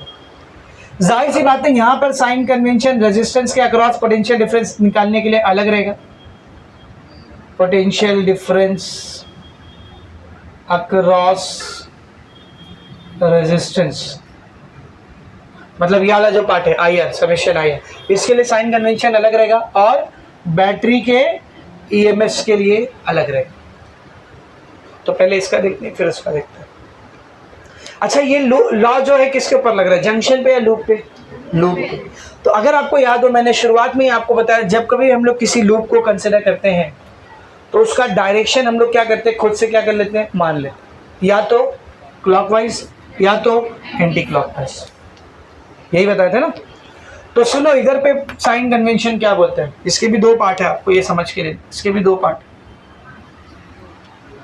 अगर किसी भी रेजिस्टेंस के अक्रॉस करंट के बहने का डायरेक्शन और आप जैसे लूप को ट्रेस कर रहे हो उसका डायरेक्शन सेम है तो आई आर को नेगेटिव लेना है। आई आर को क्या लेना है बोल, नेगेटिव। और अगर करंट के बहने का डायरेक्शन और आप लूप को जैसा ट्रेस कर रहे हो उसका डायरेक्शन अपोजिट है तो आई आर को पॉजिटिव लेना है। इधर ध्यान से देखा, अभी समझाता हूँ मैं, समझिए। रेजिस्टेंस है, ठीक है बेटा, रेजिस्टेंस है, इसमें से करंट ऐसा बह रहा है, ये करंट का डायरेक्शन है आई, सॉरी ये करंट का डायरेक्शन है आई, ये रेजिस्टेंस की वैल्यू है आर। और जब आप इस लूप को ट्रेस कर रहे थे, ध्यान से देखना, तो आपने इस लूप को ऐसे ट्रेस किया, मतलब आप एंटी क्लॉकवाइज गए, ऐसे गए एंटी क्लॉकवाइज। तो जरा यहां पर ध्यान से देख, direction of I and tracing of loop, I और लूप के डायरेक्शन को देख, कैसा है, आई कैसा जा रहा है, ऐसा जा रहा है, और लूप में हम लोग कैसा आ रहे हैं, उल्टे आ रहे हैं, अपोजिट है ना, ये दोनों कैसे बोल अपोजिट है ना।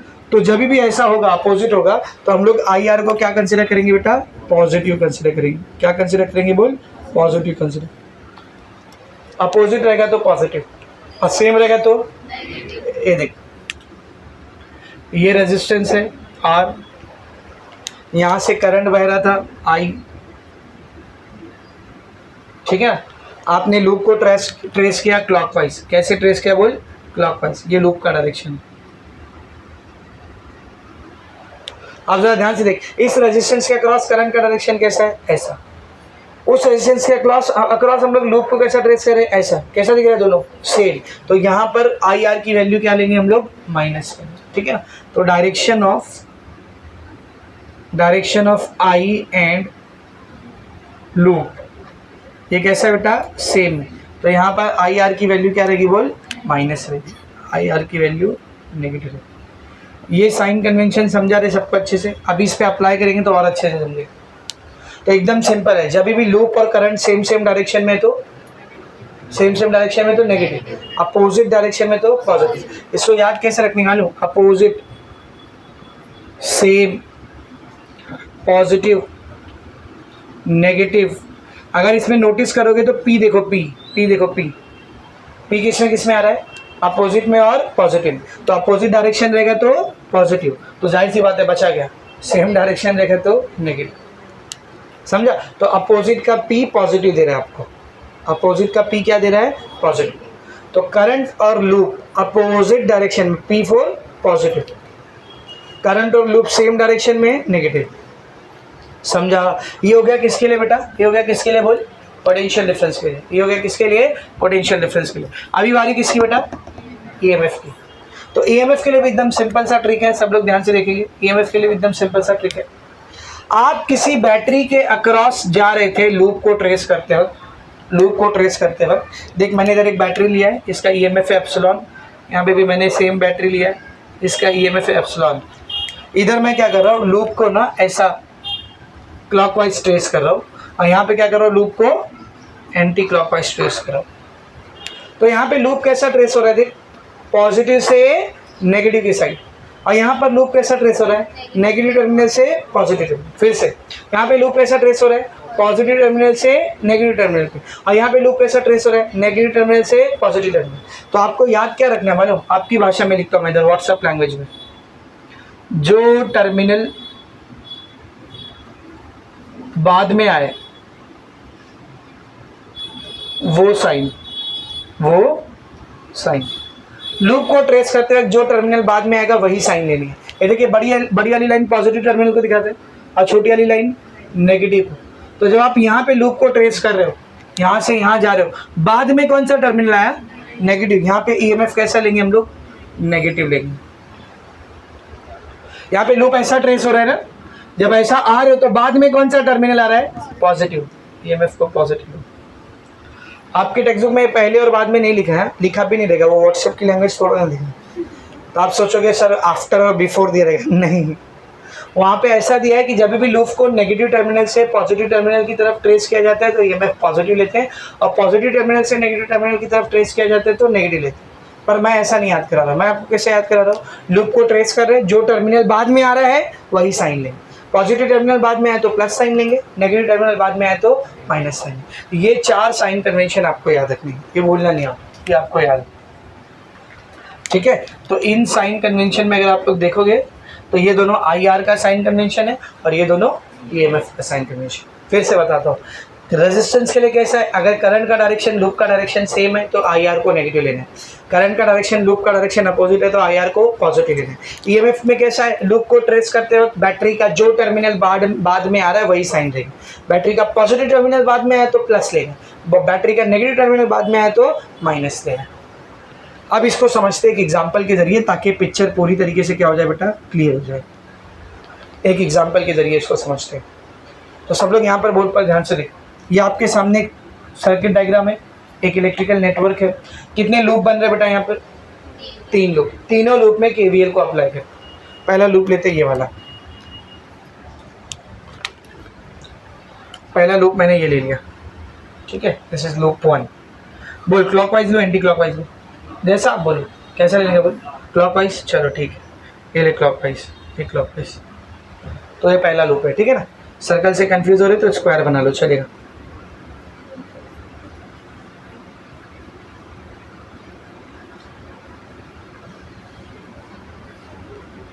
This is your loop 1,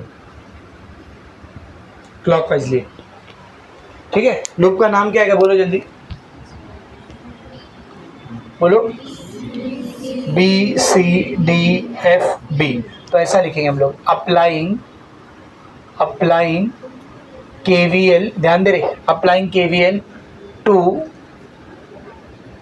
loop, क्या नाम है लूप का, BCDFB। अब KVL बोलता क्या है, लूप में जितने भी रेजिस्टेंस दिख रहे हैं उसका पोटेंशियल डिफरेंस, रेजिस्टेंस का पोटेंशियल डिफरेंस कितना होता है, IR, और जितनी भी बैटरी दिख रही है उसका EMF, इन सब का अलजेब्रिक सम कितना आएगा बेटा, 0। तो आप क्या करने का, ध्यान से देख, टेक्निक देख, ध्यान से देख, ये लूप है ना, कितने रेजिस्टेंस दिख रहे हैं इसमें, 3, ये तीनों का IR ले लो, और EMF कितना दिख रहा है, 1, उसका EMF ले लो, और सबको साइन कन्वेंशन लगा के 0 ले लो। अब कैसे चलेंगे देख, लूप को कहाँ से ट्रेस कर रहे हैं बेटा हम लोग, कहाँ से ट्रेस कर रहे हैं बोल, B से। तो B से कहाँ जाने का मेरे को, बोल B से कहाँ जाने का है, C। तो जब मैं B से C पर जा रहा हूँ, लूप का डायरेक्शन कैसा है, ऐसा है। जब मैं B से C पर लूप में जा रहा हूँ तो मैं लूप को कैसे ट्रेस कर रहा हूँ, देख ऐसे ट्रेस कर। करंट कैसे आ रहा है, अपोजिट, अपोजिट मीन्स पॉजिटिव, तो ये प्लस में रहेगा। कौन है करंट, कौन है इधर देख, करंट कौन है इधर, I2। रेजिस्टेंस की वैल्यू क्या है बोल, R, तो प्लस I2 R2, मजा आई। तो B से C पर गया मैंने देखा लूप ऐसा जा रहा है, करंट ऐसा जा रहा है, अपोजिट हो गया पॉजिटिव। अब कहाँ जाना है, C से D पर, C से D पर लूप कैसा आ रहा है देख, नीचे, अब बीच में क्या आ गई, बैटरी। बैटरी की ट्रिक याद है ना, जब C से D पर आ रहे हो, C से D पर आ रहे हो, बाद में कौन सा टर्मिनल आ रहा है, -ε2, बाद में नेगेटिव टर्मिनल है ना, तो इसका EMF किस में लेंगे, माइनस में लेंगे। B से C हो गया, C से D हो गया, अभी D से F। तो D से F में लूप में ऐसा आ रहा हो, ऐसा है ना, D से F, D से F, करंट कैसा जा रहा है, ऐसा। आप ऐसा आ रहे हो, करंट ऐसा जा रहा है, क्या लोग, पॉजिटिव लोग, फिर से पॉजिटिव लोग। IR, करंट कितना है इधर, I2, और रेजिस्टेंस कितना है बोल, रेजिस्टेंस कितना है, R4। आगे बढ़ते हैं, तो B से C हो गया, C से D हो गया, D से F हो गया। अब F से B, F से B हम लोग कैसा जा रहे थे, कैसा, ऊपर, F से B करंट कैसा आ रहा है, नीचे, कैसे आ रहे हैं, अपोजिट, क्या लेंगे, पॉजिटिव। करंट कितना है बेटा, करंट कितना है, I3, रेजिस्टेंस कितना है बोल, R5। हो गया खत्म, जहाँ से चले थे वहीं आ गए, ये पूरे की वैल्यू रहेगी 0। बस ये है KVL, खत्म, दिस इज KVL।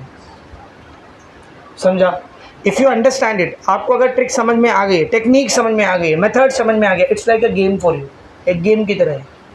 समझ में आ रहा है। Now let's take the second loop, second loop को लेते, सेकेंड लूप को लेते हैं, क्लॉकवाइज एंटी क्लॉकवाइज जो लेना है वो ले सकते हो। समझ, इसको भी मैं क्लॉकवाइज ले लेता हूँ, फॉर एग्जाम्पल इसको भी मैंने क्लॉकवाइज ले लिया। लूप 2 क्या लिखेंगे, क्या लिखेंगे, अप्लाइंग, बोलो, अप्लाइंग KVL टू लूप, नाम ले लूप का बोल, A B F G ए। चलो अप्लाई करते हैं फटाफट, लेट्स अप्लाई इट। सबसे पहले कहाँ जा रहे बेटा, ए से, बोलो ए से बी। आप ए से बी लूप में कैसा जा रहे हो, ऐसा ऐसा जा रहे हो ना। करंट कैसा जा रहा है, ऐसा। कुछ दिख रहा है, सेम सेम से मतलब नेगेटिव, ठीक है।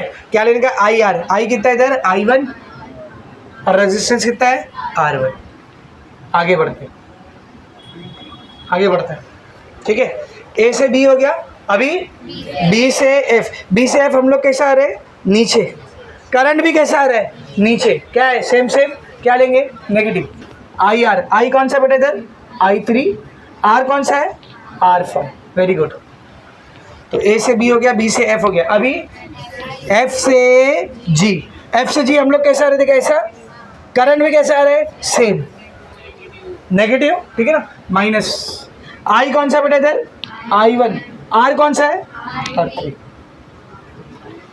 सही, ये हो गया एफ से जी। अभी जी से ए। जी से ए में कौन आ रहा है, देख बैटरी आए, तो जी से ए हम लोग ऊपर जा रहे हैं ना, ऊपर। बैटरी का बाद में कौन सा टर्मिनल आ रहा है, पॉजिटिव, तो प्लस। बैटरी का ईएमएफ कितना है, एप्सिलॉन वन। जहां से चले थे वहीं पे आ गए, इज इक्वल्स टू खत्म। समझ में आ रहा है। अगर ये समझ गए तो न्यूमेरिकल बहुत आसान है आपको, समझा अच्छे से। एक लूप और है ना इसमें, उस पर भी अप्लाई कर लेते हैं थोड़ा दिल की तसल्ली के लिए। Applying KVL to loop. कौन सा लूप बोल, बड़ा वाला लूप।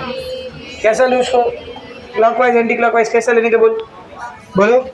क्लॉकवाइज लो, एंटी क्लॉकवाइज लो। एंटी क्लॉकवाइज, दो क्लॉकवाइज लिए ना, उसको एंटी क्लॉकवाइज, दोनों चलेगा। आपको क्लॉकवाइज लेना है, क्लॉकवाइज लो। एंटी क्लॉकवाइज लेना है, एंटी क्लॉकवाइज।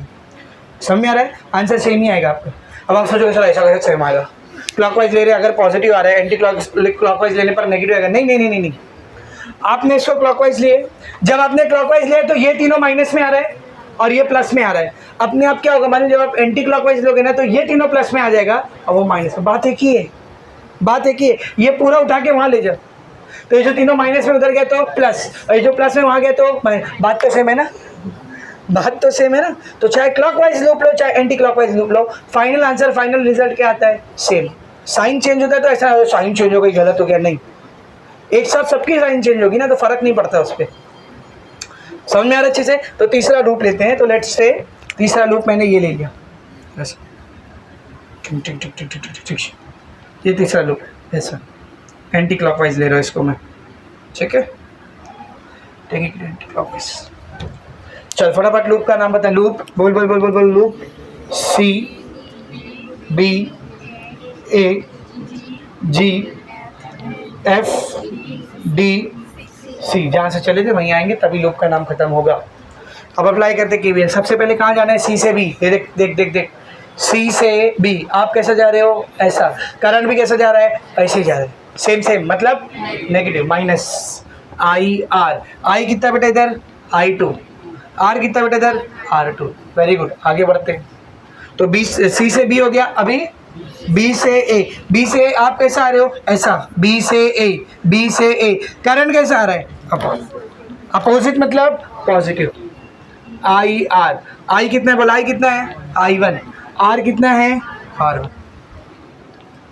तो B से A हो गया। अभी A से G। A से G ऐसा है ना, बीच में बैटरी पड़ी। A से G में बाद में कौन सा टर्मिनल है, माइनस। बैटरी का EMF एप्सिलॉन वन। सही है। अभी G से F। G से F हम लोग कैसे जा रहे हैं, ऐसा है ना, और करंट कैसा आ रहा है, ऐसा। हम ऐसा जा रहे हैं, करंट ऐसा आ रहा है, कैसा है, अपोजिट। अपोजिट मतलब प्लस। I R. आई कौन सा रे, बोल, I1। आर कौन सा, R3। आगे बढ़। G से F हो गया। अभी F से D हम कैसे जा रहे हैं, ऐसा। F से D ऐसे जा रहे हैं। करंट कैसे जा रहा है, वो भी वैसे जा रहा है, सेम सेम, मतलब माइनस। I R. आई कौन सा बोल, आई कौन सा बोल जल्दी, I2 और R4। F से D हो गया। अभी D से C। D से C ऐसा जा रहे ना, बीच में बैटरी आई, बाद में कौन सा टर्मिनल आ रहा है, पॉजिटिव, तो प्लस। बैटरी का EMF क्या है, एप्सिलॉन 2। जहां से चले थे वहीं पे आ गए, इज इक्वल्स टू खत्म हो गया KVL। एकदम अच्छे से समझा, एकदम अच्छे से समझा। अब इधर एक फंडा, सब लोग ध्यान से देखो। ये लॉ ऐसा है क्यों सर, ये रेजिस्टेंस ये बैटरी, समझ बैटरी का ईएमएफ है 10 वोल्ट। बैटरी का ईएमएफ कितना है बेटा? 10 वोल्ट। तो ये रेजिस्टेंस पोटेंशियल डिफरेंस भी ज़्यादा से ज़्यादा कितना ले सकता है? ना उससे कम ना उससे ज़्यादा। जितना ये वोल्टेज भेज रहा है उतना ही वो भी यूज़ करेगा। रेजिस्टेंस वोल्टेज को यूज़ करता है, याद है ना, मैंने आपको बता दिया। ये रेजिस्टेंस की जगह पर आप बल्ब लगा दो वो भी रेजिस्टेंस के काम करेगा। कोई साउंड अलार्म लगा दो वो भी रेजिस्टेंस के काम करेगा। जो यहाँ से आने वाली एनर्जी को किस में कन्वर्ट करेगा? बल्ब है तो लाइट एनर्जी में, साउंड हुआ है तो साउंड एनर्जी में। अब कुछ नहीं, सिर्फ मेटल है, रेजिस्टेंस है तो हीट एनर्जी में, गर्म होएगा वो, है कि नहीं? तो यहाँ से जितनी एनर्जी जाती है यहाँ पर उतनी एनर्जी यूज़ होती है ना। तो यहाँ से जाने वाली एनर्जी वहाँ पे एनर्जी है तो कम भी नहीं हो सकती है, ज़्यादा भी। कम मतलब एनर्जी क्या हो रही है? लॉस हो सकती है क्या? नहीं। ज़्यादा मतलब एनर्जी क्या हो रही है? प्रोड्यूस हो सकती है क्या? नहीं। Energy can neither be created nor be destroyed, it can only be transferred from one form to another form. कौन सा लॉ है? Law of conservation of energy. अब जरा ध्यान से देख, ध्यान से देख। यहाँ पे ईएमएफ कितना है? बोल ईएमएफ कितना है? 10 वोल्ट। समझ यहाँ से करंट गया ऐसा, यहाँ से होता हुआ जो करंट आया उसकी वैल्यू है 5 एम्पियर। कितनी है रे? और इस रेजिस्टेंस की वैल्यू है 2 एम्पियर। रेजिस्टेंस की वैल्यू कितनी है बोल? 2 एम्पियर। अब इस पर केवीएल लगाते हैं। Let's apply KVL. हाँ ध्यान से देखना, केवीएल अप्लाई करते हैं। सर लूप का कोई डायरेक्शन ले लो, बोलो क्या लूँ? टेल मी, क्या लूँ लूप का डायरेक्शन? एंटी क्लॉकवाइज या क्लॉकवाइज? एंटी क्लॉकवाइज, चलो ठीक है एंटी क्लॉकवाइज, जैसा आप बोलो, जो आप बोलो। केवीएल अप्लाई करते हैं तो पहले ये पॉइंट से ये पॉइंट पे जा रहे हैं, यहाँ से यहाँ हम लोग ऐसा जा रहे हैं, करंट ऐसा आ रहा है, क्या आएगा बोल? पॉजिटिव। अपोजिट ना, हम ऐसा क्या, करंट ऐसा आ रहा है। करंट की वैल्यू कितनी है? 5 एम्पियर।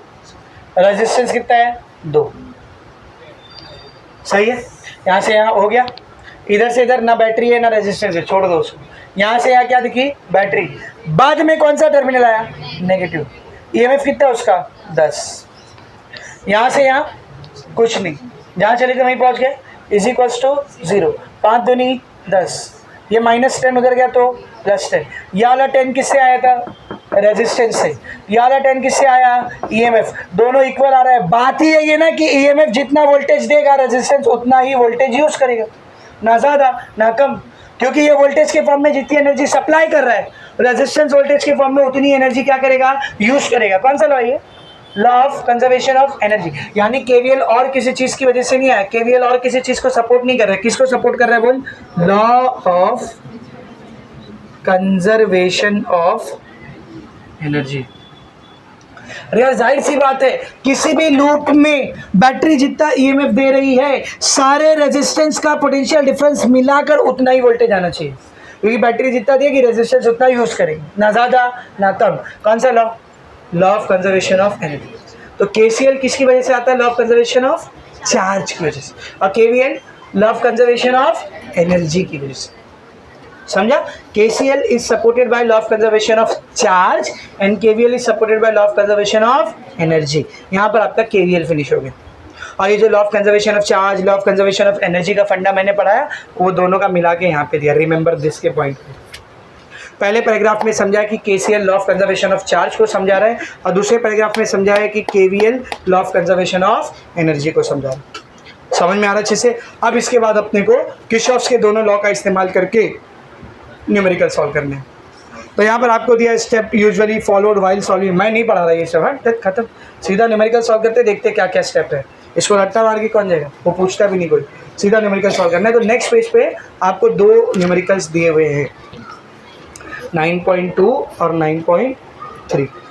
ठीक है, 2 न्यूमेरिकल। वो उसमें छोटा दिख रहा है, वो काट पीट करके लिखता है ना, अभी अपन करेंगे। ये न्यूमेरिकल्स अगर आए ना तो 4 मार्क्स के आते हैं। अच्छा, डायग्राम अगर उसने बना के दिया तो 3 मार्क्स का भी आता है। और हम लोग डायग्राम बना के खुद से सॉल्व करेंगे। डायग्राम भी हमको बनाना है क्वेश्चन पढ़ के, और सॉल्व भी खुद से करना है, तो 4 मार्क्स का। समझ में आ रहा है अच्छे से? तो ये पूरा लिखो, फिर मैं आपको ये 2 न्यूमेरिकल कराता हूँ। ठीक है, राइट डाउन फास्ट। एग्जाम्पल 9.2 देखेंगे सब लोग।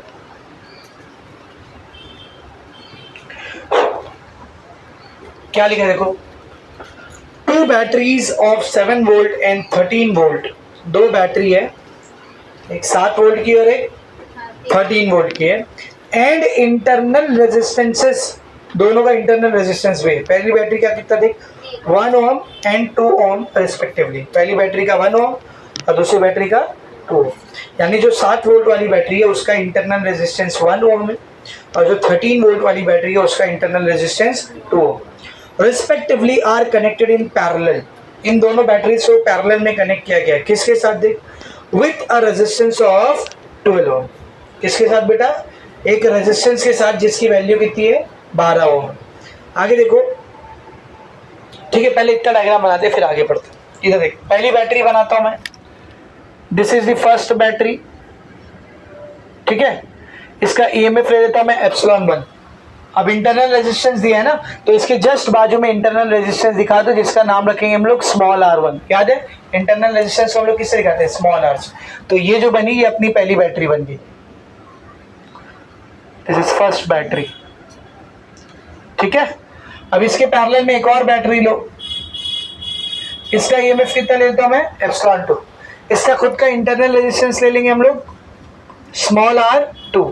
तो ये जो बन गई ये कौन सी बैटरी बेटा? Second battery.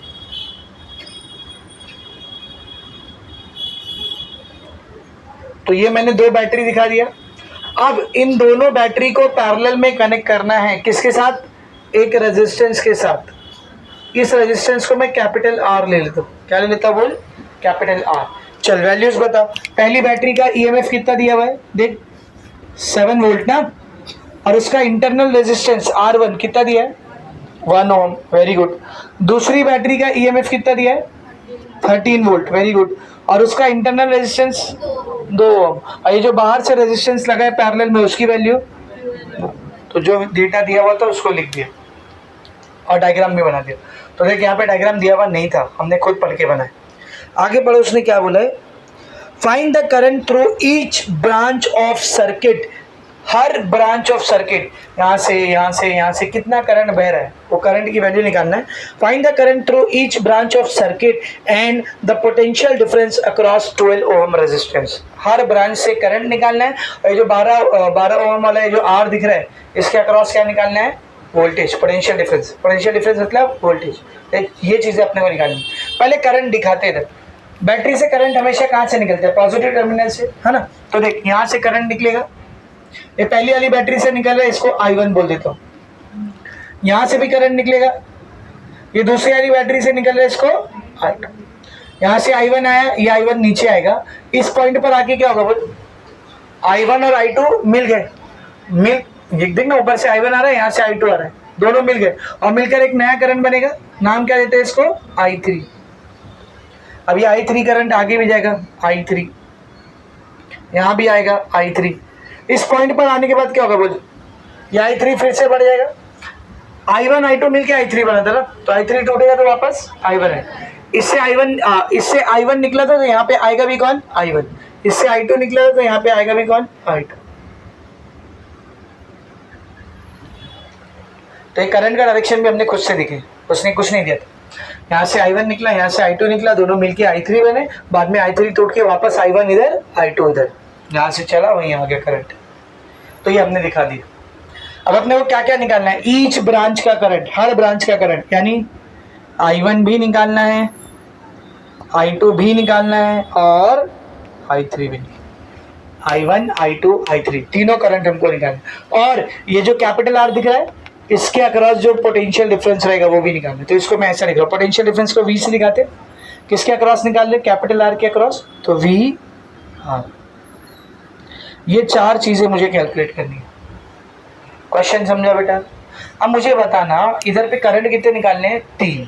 करंट कितने निकालने? 3। तो करंट अननोन कितना है? यहाँ पर 3 है।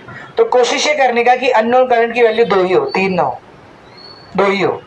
तो इधर कितना करंट है टोटल? I1 I2 I3। मुझे हटाना किसको है? I3 को।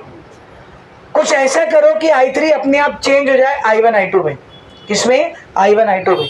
तो वो पॉइंट देखो जहां पर I1 I2 I3 तीनों आ रहे हैं। कौन सा पॉइंट है वो? ये वाला। इधर I1 भी I2 भी I3 भी, या फिर ये वाला इधर I1 भी I2 है I3 भी।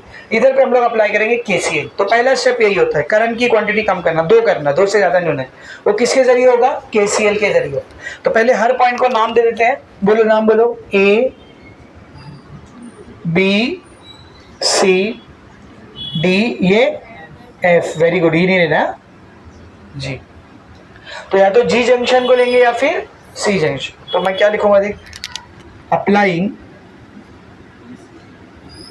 कौन सा लॉ, केसीएल, किधर, एट, बोलो एट जंक्शन जी। जंक्शन जी पर केसीएल लगा दे। क्या बोलते हैं केसीएल, किसी भी जंक्शन पर आने वाले करंट का टोटल और उस जंक्शन से जाने वाले करंट का टोटल क्या रहता है, सेम। तो जी पर अराइविंग करंट कौन सा है, बोल, I1 और I2। तो I1 और I2 का टोटल बराबर है क्या किसको, लीविंग करंट। लीविंग करंट कौन सा है, I3। तो इस I3 को मैं वहां लिखो, यहां लिखो, बात एक ही है ना। तो देख अपने आप 3 की जगह 2 वेरिएबल हो। अब जहां जहां I3 आएगा मैं वहां क्या रख दूंगा, I1 I2। तो कितने अननोन बचे, 2 ही बचे, I1 I2, क्योंकि I3 बचेगा नहीं ना। जहां I3 आएगा मैं उधर I1 I2 रख दूंगा। समय अच्छे से। अब क्या करने का, केवीएल को अप्लाई करने का, 1 बाय 1। कितने अननोन करंट है अपने पास, 3 है क्या, 2 है। तीसरे वाले को हटा दिया हमने, उसकी जगह I1 I2 लेके आए। तो कितने अननोन करंट है, 2। तो केवीएल भी कितने लूप पे लगेगा, 2 लूप। इधर लूप कितना बन रहा है, 1 2 3। तो तीनों लूप पे केवीएल लगाने की जरूरत नहीं है। कितने लूप पे लगाएंगे, 2 लूप पे लगाएंगे। तो मैं क्या करता हूँ, एक ये वाला लूप ले लेता हूँ और एक ये वाला लूप ले लेता हूँ। तीनों पे केवीएल लगाने से कोई भी 2 लूप ले लो, एक मैं ऊपर वाला लेता हूँ, एक नीचे वाला। आपका मन करे आप नीचे वाला ले लो और एक ये बड़ा वाला ले लो, या फिर एक ये ऊपर वाला और ये फिर एक पूरा बड़ा लूप, सब आपके ऊपर। ठीक है, तो स्टार्ट करते, केवीएल अप्लाई करना स्टार्ट करते हैं। तो मैं क्या लिख रहा हूँ देख, पहले ये ऊपर वाले लूप को लेते हैं। अप्लाइंग, ध्यान से देखना है बेटा, अप्लाइंग केवीएल टू लूप, ध्यान से देख, अप्लाइंग, इसको इक्वेशन 1 बोलते हैं। अप्लाइंग केवीएल टू लूप, कौन सा loop, A B C ji A, ये वाला लूप। ठीक है, समझा ना, this is our first loop, ये फर्स्ट लूप। चलो चलते हैं, पहले कहां से कहा जाना है अपने को, ए से बी।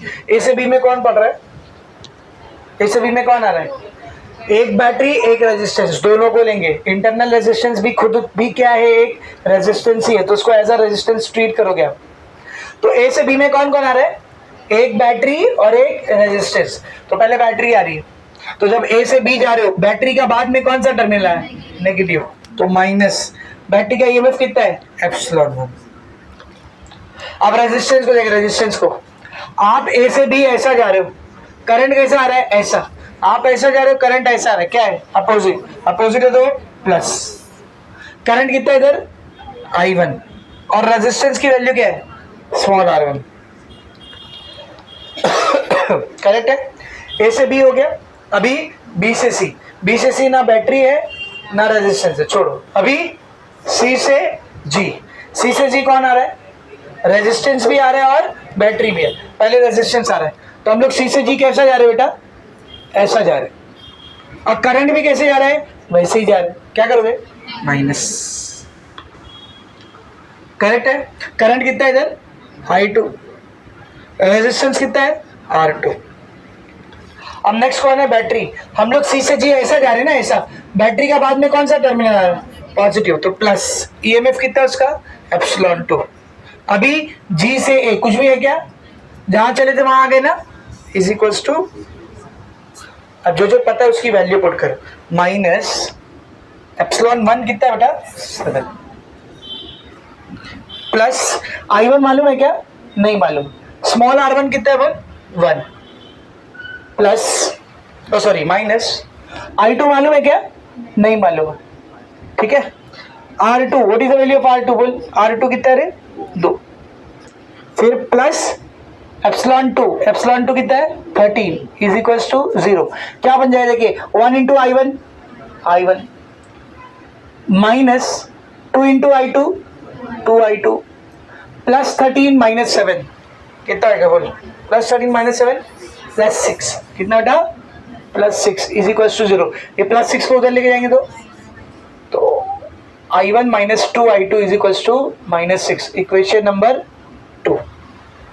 तो पहले लूप पर लगाए, एक इक्वेशन आ गई। अब दूसरे लूप पर लगाएंगे, दूसरी इक्वेशन आएगी, दोनों को सॉल्व करेंगे, क्या मिल जाएगा, I1 I2। समझ में आ रहा है कुछ। चलो अब सेकेंड लूप पर लगाते हैं। पहला लूप कौन सा लेते हैं, ऊपर ना, अभी सेकेंड लूप नीचे ले लेते हैं। ठीक है, अप्लाइंग केवीएल टू लूप, कौन सा लूप बोल, जी सी डी एफ जी, इस पे केवीएल लगाते हैं। तो ये रहा अपना सेकेंड लूप। चलो लगाओ केवीएल फटाफट। सबसे पहले जी से सी जा रहे कौन कौन आ रहा है, बैटरी भी आ रही है और रेजिस्टेंस भी। पहले बैटरी को देख, जब जी से सी गया बैटरी का कौन सा टर्मिनल बाद में है, माइनस, तो माइनस एप्सिलॉन 2, करेक्ट है। अब क्या आ रहा है बेटा, रेजिस्टेंस। तो जब आप जी से सी पर जा रहे हो, हम लोग कैसा जा रहे हैं बोल, ऐसा है ना, जी से सी, और करंट कैसा आ रहा है, ऐसा, अपोजिट है, क्या लेंगे, प्लस। करंट की वैल्यू कितनी है, I2, और रेजिस्टेंस की वैल्यू R2। जी से सी हो गया, अभी सी से डी है क्या कुछ, ना रेजिस्टेंस है ना बैटरी है। डी से एफ रेजिस्टेंस है, हम लोग कैसे आ रहे थे, कैसा, डी से एफ। करंट कैसा आ रहा है बेटा, ऐसा, तो लूप ऐसा, करंट ऐसा, अपोजिट है तो प्लस। करंट कितना लेंगे, I3, रेजिस्टेंस क्या आएगा, कैपिटल R। एफ से जी है क्या कुछ भी नहीं, खत्म हो गया, जहां से आए थे वहीं पे आ गए ना, 0। जिसकी वैल्यू पता है रखो, minus epsilon 2, minus how much is epsilon 2, 13, plus I2 नहीं मालूम है, R2 how much is R2, 2, plus I3 मालूम है, I3 is equal to I1 plus I2, समझा। तो I3 की जगह क्या रखेंगे, I1 plus I2, capital R, how much is capital R बोल, कैपिटल R कितना है, 12, इज इक्वल्स टू 0। एक यहाँ पे कौन सी इक्वेशन यूज किया हमने, इक्वेशन नंबर 1। आगे सॉल्व करते हैं, -13 plus 2 into I2 2I2 plus 12 into I1 12I1 plus 12 into I2 12I2 is equals to 0। और इसको सिंप्लीफाई करो, 12I1 ऐसे रहेगा, 2I2 प्लस 12I2 बोल 14I2, ये -13 उधर गया तो +13, इक्वेशन नंबर 3 बन गई। दो इक्वेशन, अब इन दोनों को सॉल्व कर देना, ठीक है। तो या तो I1 को एलिमिनेट करना पड़ेगा या तो I2 को एलिमिनेट करना पड़ेगा। तो आप I1 भी एलिमिनेट कर सकते हो, I2 भी एलिमिनेट कर सकते हो, समझ आ रहा है। चल I2 को एलिमिनेट करते हैं, लेट्स एलिमिनेट I2। तो जिसको एलिमिनेट करना होता है उसका कोएफिशिएंट क्या होना चाहिए, सेम। इसका कोएफिशिएंट क्या है, 14, इसका कोएफिशिएंट क्या है, 2, साइन को छोड़ दो, 2, ये 14 और वो 2 सेम है क्या, ये दो को 14 कर सकते हैं, कैसे करेंगे, 7 से मल्टीप्लाई करके। तो इक्वेशन नंबर कौन सी है, 2 मल्टीप्लाइड बाय 7, क्या मिलेगा बोल, इक्वेशन 2 को 7 से मल्टीप्लाई कर, जल्दी क्या मिलेगा, 7I1 minus 14I2 is equal to 6 7 -42, correct है। ये बन गई नई इक्वेशन, इसको क्या बोल देंगे, 4। अब इन दोनों को देखो, I2 का कोएफिशिएंट क्या हो गया, सेम। अब या तो प्लस करेंगे या तो माइनस। तो क्या फंडा था, अगर साइन अलग अलग होती है तो प्लस करते हैं, और अगर साइन सेम सेम होती है तो माइनस। यहाँ पर क्या है, साइन अलग अलग, क्या करेंगे, प्लस करेंगे। तो equation number 3 plus equation number 4 क्या है बेटा, इक्वेशन 3 क्या है देख, 12I1 plus 14I2 giving is equal to 13 plus 7I1 minus 14I2 is equal to बोल -42। प्लस करते हैं फटाफट। तो सबसे पहले plus 14I2 minus 14I2 cancel, 12I1 plus 7I1 बोल 19I1 is equal two plus 13 minus 42, 42 में से 13 निकाल दो, 12 में से 3 गया 9, 3 में से 1 गया 2, 29, करेक्ट है। किस में, माइनस में, किस बेटा, माइनस में। तो I1 को अकेला करेंगे, कितना आ रहा है I1 बोल, -29/19। करंट कभी माइनस में आ सकता है क्या, करंट कभी माइनस में आ सकता है क्या, नहीं। तो फिर से इधर माइनस में क्यों आ रहा है, जब भी आपको किरचॉफ लॉ से सॉल्व करने के बाद किसी भी करंट की वैल्यू माइनस में आ रही है, मतलब उस करंट का हमने जो डायरेक्शन लिया है वो करंट वैसा नहीं फ्लो करना चाहिए था, उसका उल्टा फ्लो करना चाहिए था। समझ में आ रहा अच्छे से। तो जब भी नेगेटिव साइन आएगी ये लाइन लिखना भूलना नहीं। क्या line sir, negative sign indicates that I1 flows in opposite direction। Negative sign ये दिखा रही कि I1 का जो डायरेक्शन लिया गया वैसा नहीं होना चाहिए था, कैसा होना चाहिए था, अपोजिट होना चाहिए, उसका उल्टा होना चाहिए, ठीक है ना। तो ये मेरे को I1 की वैल्यू मिली, ठीक है, this is the value of I1। उसने पॉइंट में सॉल्व किया कि आंसर ऐसे ही छोड़ दिया, पॉइंट में सॉल्व किया उसने। तो इसको पॉइंट में सॉल्व करने के लिए आप लॉग का यूज़ कर सकते हो, या तो 19 का टेबल डायरेक्ट आता है तो डायरेक्ट 19 से काट सकते हो। मैं आपको वैल्यू बता दे रहा हूँ, 29 डिवाइड बाई 19, वैल्यू आ रही 1.526। कितनी आ रही बेटा? 1.526, 1.526 एम्पियर। माइनस में क्यों आ रहा है समझा ना रे? माइनस में क्यों आ रहा है समझा ना, कि हमने जो साइन लिया वो कैसी है, सॉरी जो डायरेक्शन लिया वो कैसी है बेटा? अपोजिट। ये तो I1 आया, अब क्या निकालना है? I2। कैसे निकालोगे? तीन इक्वेशन है तुम्हारे पास, या तो इसको यूज करिए, इसको यूज करिए, इसको यूज कर, जिसको यूज कर, ठीक है ना। ये वाली छोटी दिख रही है, इसको यूज करते। But what is the value of I1? I1 की वैल्यू क्या है? या तो ये वाली पुट करो या तो ये वाली पुट, तुम्हारे, चलो इसको पुट करते।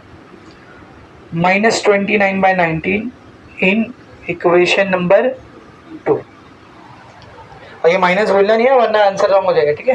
क्या आएगा देख, I1 की जगह क्या आएगा बेटा? -29/19 -2 into I2 is equals to -6।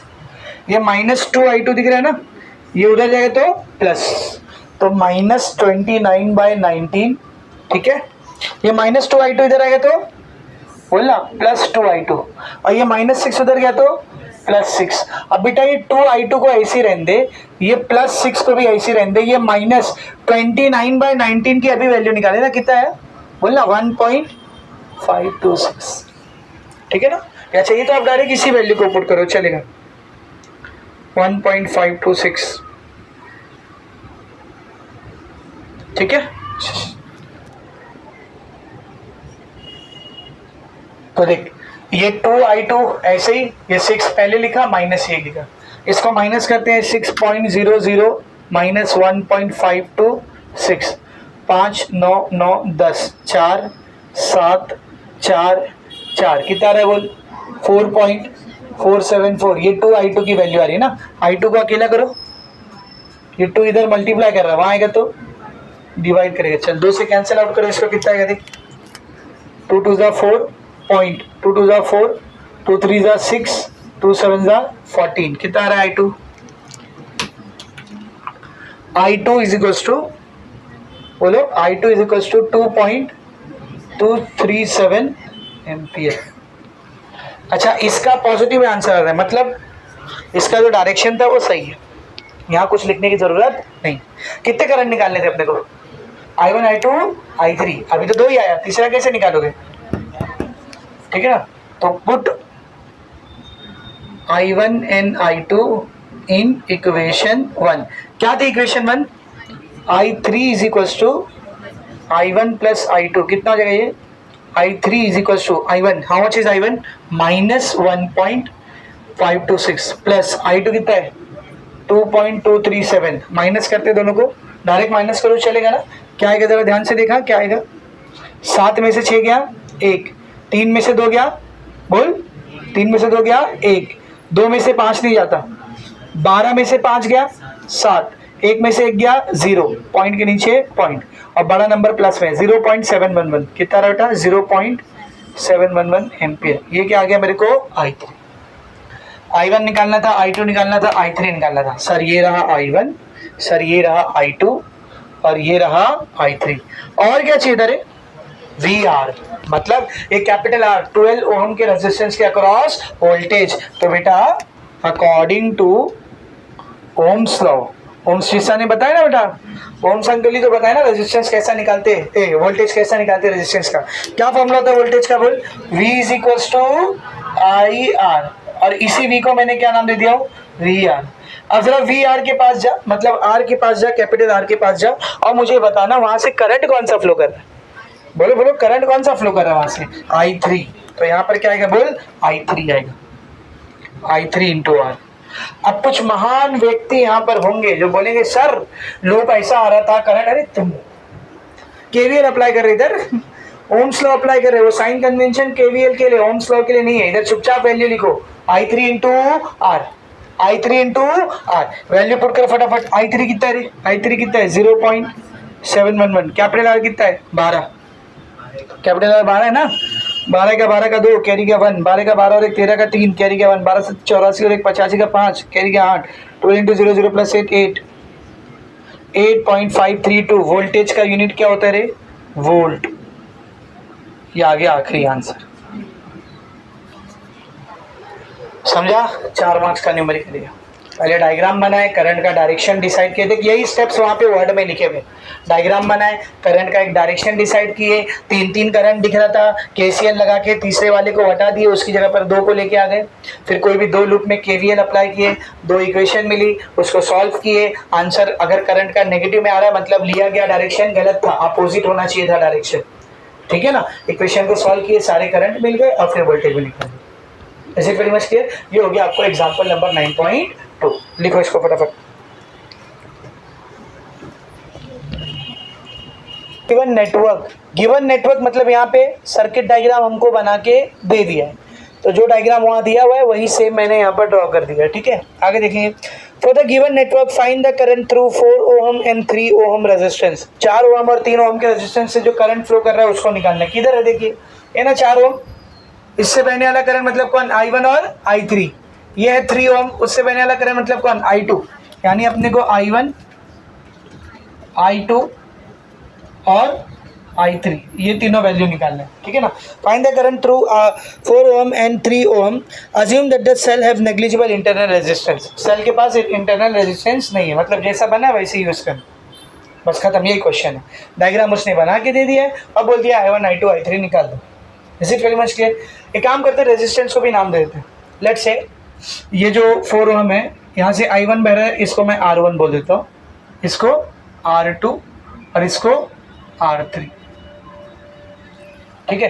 Diagram को समझ के लो। यहाँ पर एक बैटरी लगी है, इधर एक बैटरी लगी है। इधर के पॉजिटिव टर्मिनल से कौन सा करंट निकल रहा है, I1। यहाँ के पॉजिटिव टर्मिनल से I2। ये I2 इधर आया, यहाँ पे आके दो पार्ट में बढ़ गया, एक पार्ट इधर आ रहा है, एक पार्ट नीचे जा रहा है, दिख रहा है। ये I1 इधर जा रहा है, ये I2 ये I1 मिलकर के क्या बना रहा है, I3। यहाँ से I3 निकल रहा है, sorry I am sorry, diagram देखो, यहाँ से I3 होगा,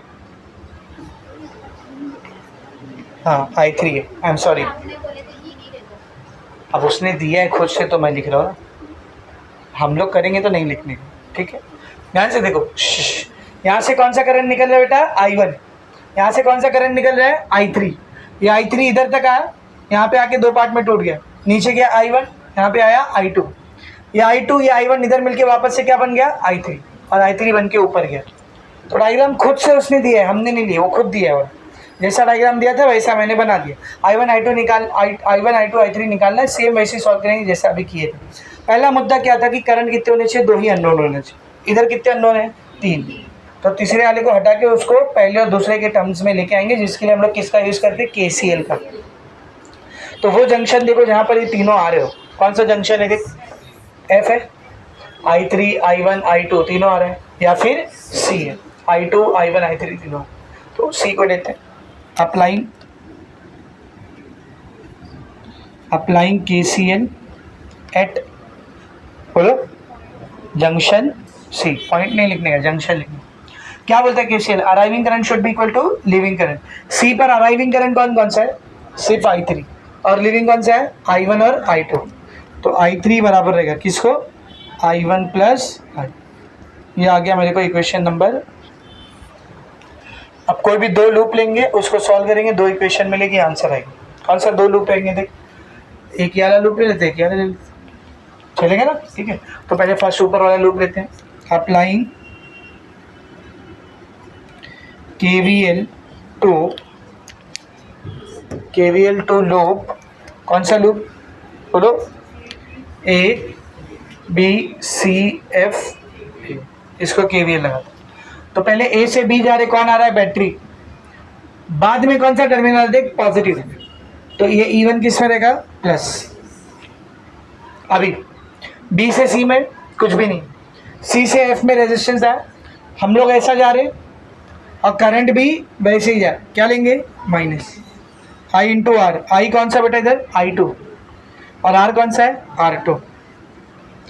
F से A में वापस कौन आया, रेजिस्टेंस। हम लोग कैसे जा रहे हैं, ऊपर, करंट भी कैसे आ रहा है, ऊपर, माइनस करंट कौन सा है I3, रेजिस्टेंस कौन सा है R3 इज इक्वल्स टू 0। जिसकी जिसकी वैल्यू पता है रखो, plus epsilon 1, how much is epsilon 1 5, minus I2 नहीं मालूम है, R2 का वैल्यू कितना देगा R2 3 ओम, माइनस I3 की जगह क्या रखूँगा मैं I1 प्लस I2, R3 कितना है R3 4 Om is equals to 0। ये प्लस 5 को ऐसे रहने दे, माइनस 3 इंटू I2 3I2, ये माइनस ऐसे रहने दे, ये ब्रैकेट I1 प्लस I2 ऐसे रहने दे, ये जो इंटू 4 इधर लिखा है उसको यहाँ पे भी तो लिख सकता चलेगा, इज इक्वल्स टू 0। अब इसको लेके जाओ, असल में मैं इसको पहले यहाँ पे क्यों लिया मालूम, ताकि मल्टीप्लाई करते वक्त आप माइनस ध्यान में रखो। तुम लोग क्या करते हो मालूम, जब यहाँ से मल्टीप्लाई करते हो ना ये माइनस भूल जाते हो, जैसे वो वहाँ पे कभी था ही नहीं तो वो बुरा मान जाता है, आगे पूरा आंसर तुम्हारा गलत कर देगा। ले जा, यू कांट इग्नोर माइनस, समझ में आ रहा अच्छे से, is it very much clear. चलो ध्यान से देखेंगे, ये 5 ऐसी रहेगा, ये 5 ऐसी रहेगा, माइनस 3I2, ठीक है। अब देख minus plus minus 4 into I1 4I1, minus plus minus 4 into I2 4I2 is equals to 0। ये 5 को ऐसे रहने दे, minus 3I2 minus 4I2 minus 7I2 minus 4I1 is equals to 0। ये माइनस 4I1 उधर गया तो प्लस 4I1, ये माइनस 7I2 उधर गया तो प्लस 7I2, और ये 5 को इधर ही रहने दे, तो वो इज इक्वल्स टू 5 इधर लिखो या फिर इधर लिखो, बात एक ही। इक्वेशन नंबर 2 ये बन गई पहली इक्वेशन ऊपर वाले लूप को लेके। अभी नीचे का लूप लेंगे, तो अप्लाइंग KVL टू लूप, कौन सा लूप बोल, F C D E F। F से C में कौन आ रहा है बेटा, रेजिस्टेंस। F से C हम लोग ऐसा जा रहे हैं, करंट ऐसा आ रहा है, दिख रहा है, अपोजिट पॉजिटिव, करंट है I2, रेजिस्टेंस है R2। C से D रेजिस्टेंस आ, हम लोग नीचे आ रहे हैं, करंट भी नीचे आ रहा है, माइनस I1, रेजिस्टेंस कौन सा है R1। D से E बैटरी आई, D से E बाद में कौन सा टर्मिनल है पॉजिटिव, तो प्लस EMF कितना उसका एप्सिलॉन 2। E से F में कुछ भी नहीं, इक्वल टू प्लस I2 कितना है बेटा, हाउ मच इज I2 वही तो निकालना है, सॉरी R2 कितना है, R2 कितना है देख 3, माइनस I1, R1 कितना है बेटा 4, प्लस एप्सिलॉन 2 कितना है देख 10 इज इक्वल टू 0। तो minus 4 into I1 minus 4I1 plus 3 into I2 plus 3I2, ये प्लस 10 उधर गया तो इक्वेशन नंबर 3। अब दोनों को सॉल्व करते हैं, तो किसी एक का कोएफिशिएंट सेम होना चाहिए, इसका नहीं है, इसका सेम है, तो कुछ करने की जरूरत नहीं है। साइन देख, साइन अलग है, क्या करेंगे प्लस करेंगे, तो equation number 2 plus equation number 3। See what is equation 2, 4I1 plus 7I2 is equals to 5, plus minus 4I1 plus 3I2 is equals to minus, plus 4I1 minus 4I1 cancel, 7 और 3 10I2, plus 5 minus 10 minus 5, I2 की value minus 5/10, 5 1 ज़ा 5 5 2 ज़ा 10 कितना आएगा minus 1/2, minus 1/2 मतलब minus 0.5 ampere. ये फिर से माइनस में आ गए, फिर से माइनस में आ गए, क्या लिखेंगे, negative sign indicates I2 that I2 flows in opposite, I2 का जो डायरेक्शन है वो होना नहीं चाहिए था, उसका उल्टा होना चाहिए, ठीक है। ये आ गया मेरे को I2, अब क्या निकालने का बोल I1। दो इक्वेशन है, जिसमें रखने का है रख दो, इक्वेशन नंबर 2 में रखते हैं, put I2 is equals to 0.5 in equation number 2 रे, इक्वेशन 2 क्या बनेगी देख, 4I1 ऐसे रहेगा plus 7I2, how much is I2 0.5 minus 0.5 sorry minus 0.5, ठीक है, इज इक्वल्स टू 5, कितना हो जाएगा देखिए 4I1 प्लस माइनस माइनस 7 पंजे 35, एक नंबर के बाद पॉइंट, 7 5 35, एक नंबर के बाद पॉइंट इज इक्वल्स टू 5। ये 4i1 ऐसी रहेगा, ये वाला 5 भी ऐसी रहेगा, ये -3.5 उधर गया तो +3.5, ये 4i1 ऐसी रहेगा, 5 और 3.5 8.5, i1 को अकेला करेंगे 8.5 डिवाइड बाय 4, इसको कैंसिल आउट करते हैं, 4 1 जा 4, 4 2 जा 8.4, 4 1 जा 4, कितना बचा रे 1, पॉइंट लगा था 0 लगा दिया, 4 2 जा 8, कितना बच गया 2, पॉइंट लगा था 0 लगा दिया, 4 5 जा 20, i1 is equals to 2.125 ampere, और ये प्लस में आ रहा है, वो सही है। अभी क्या निकालना है i3, i1 i2 आ गया ना, किस में रख दो 1 में, तो put i1 and i2 in equation number 1। क्या equation number 1, i3 is equals to i1 plus i2, how much is i1 2.125 plus i2 कितना है रे -0.5, ये हो जाएगा 2.125 प्लस माइनस माइनस 0.5 के आगे कुछ नहीं है तो 0 0। चल इसको फटाफट माइनस कर दिया, 5 में से 0 गया 5, 2 में से 0 गया 2, 1 में से 5 नहीं जाता, ये बाजू में 1 हो गया 11 हो गया, 11 में से 5 गया 6, पॉइंट के नीचे पॉइंट, 1 में से 0 गया 1। i1 i2 i3 निकालना था ना, ये रहा i3, ये रहा i1, ये रहा i2। समझा अच्छे से, क्योंकि आपको एग्जाम्पल नंबर 9.3। अब देखो ऐसा क्वेश्चन आया तो 4 मार्क्स का नहीं आता, 3 मार्क्स का। क्यों? आधा काम तो तुम्हारा उसने करके दिया ना, पूरा डायग्राम, बैटरी, रेजिस्टेंस और क्या करंट सब उसने दिखा दिया, अपने खाली सॉल्व किए फटाफट। समझ में आ रहा अच्छे से? तो ये हो गया यहाँ पर आपके सॉल्व एग्जाम्पल के न्यूमेरिकल। सेम किरचॉफ फर्स्ट और सेकंड लॉ के ऊपर अपने को एक्सरसाइज में 3 क्वेश्चन दिए, तो कल का लेक्चर हम लोग उन्हीं 3 क्वेश्चन से चालू करेंगे और फिर आगे का लेक्चर कंटिन्यू करेंगे। ठीक है, लिखो बराबर।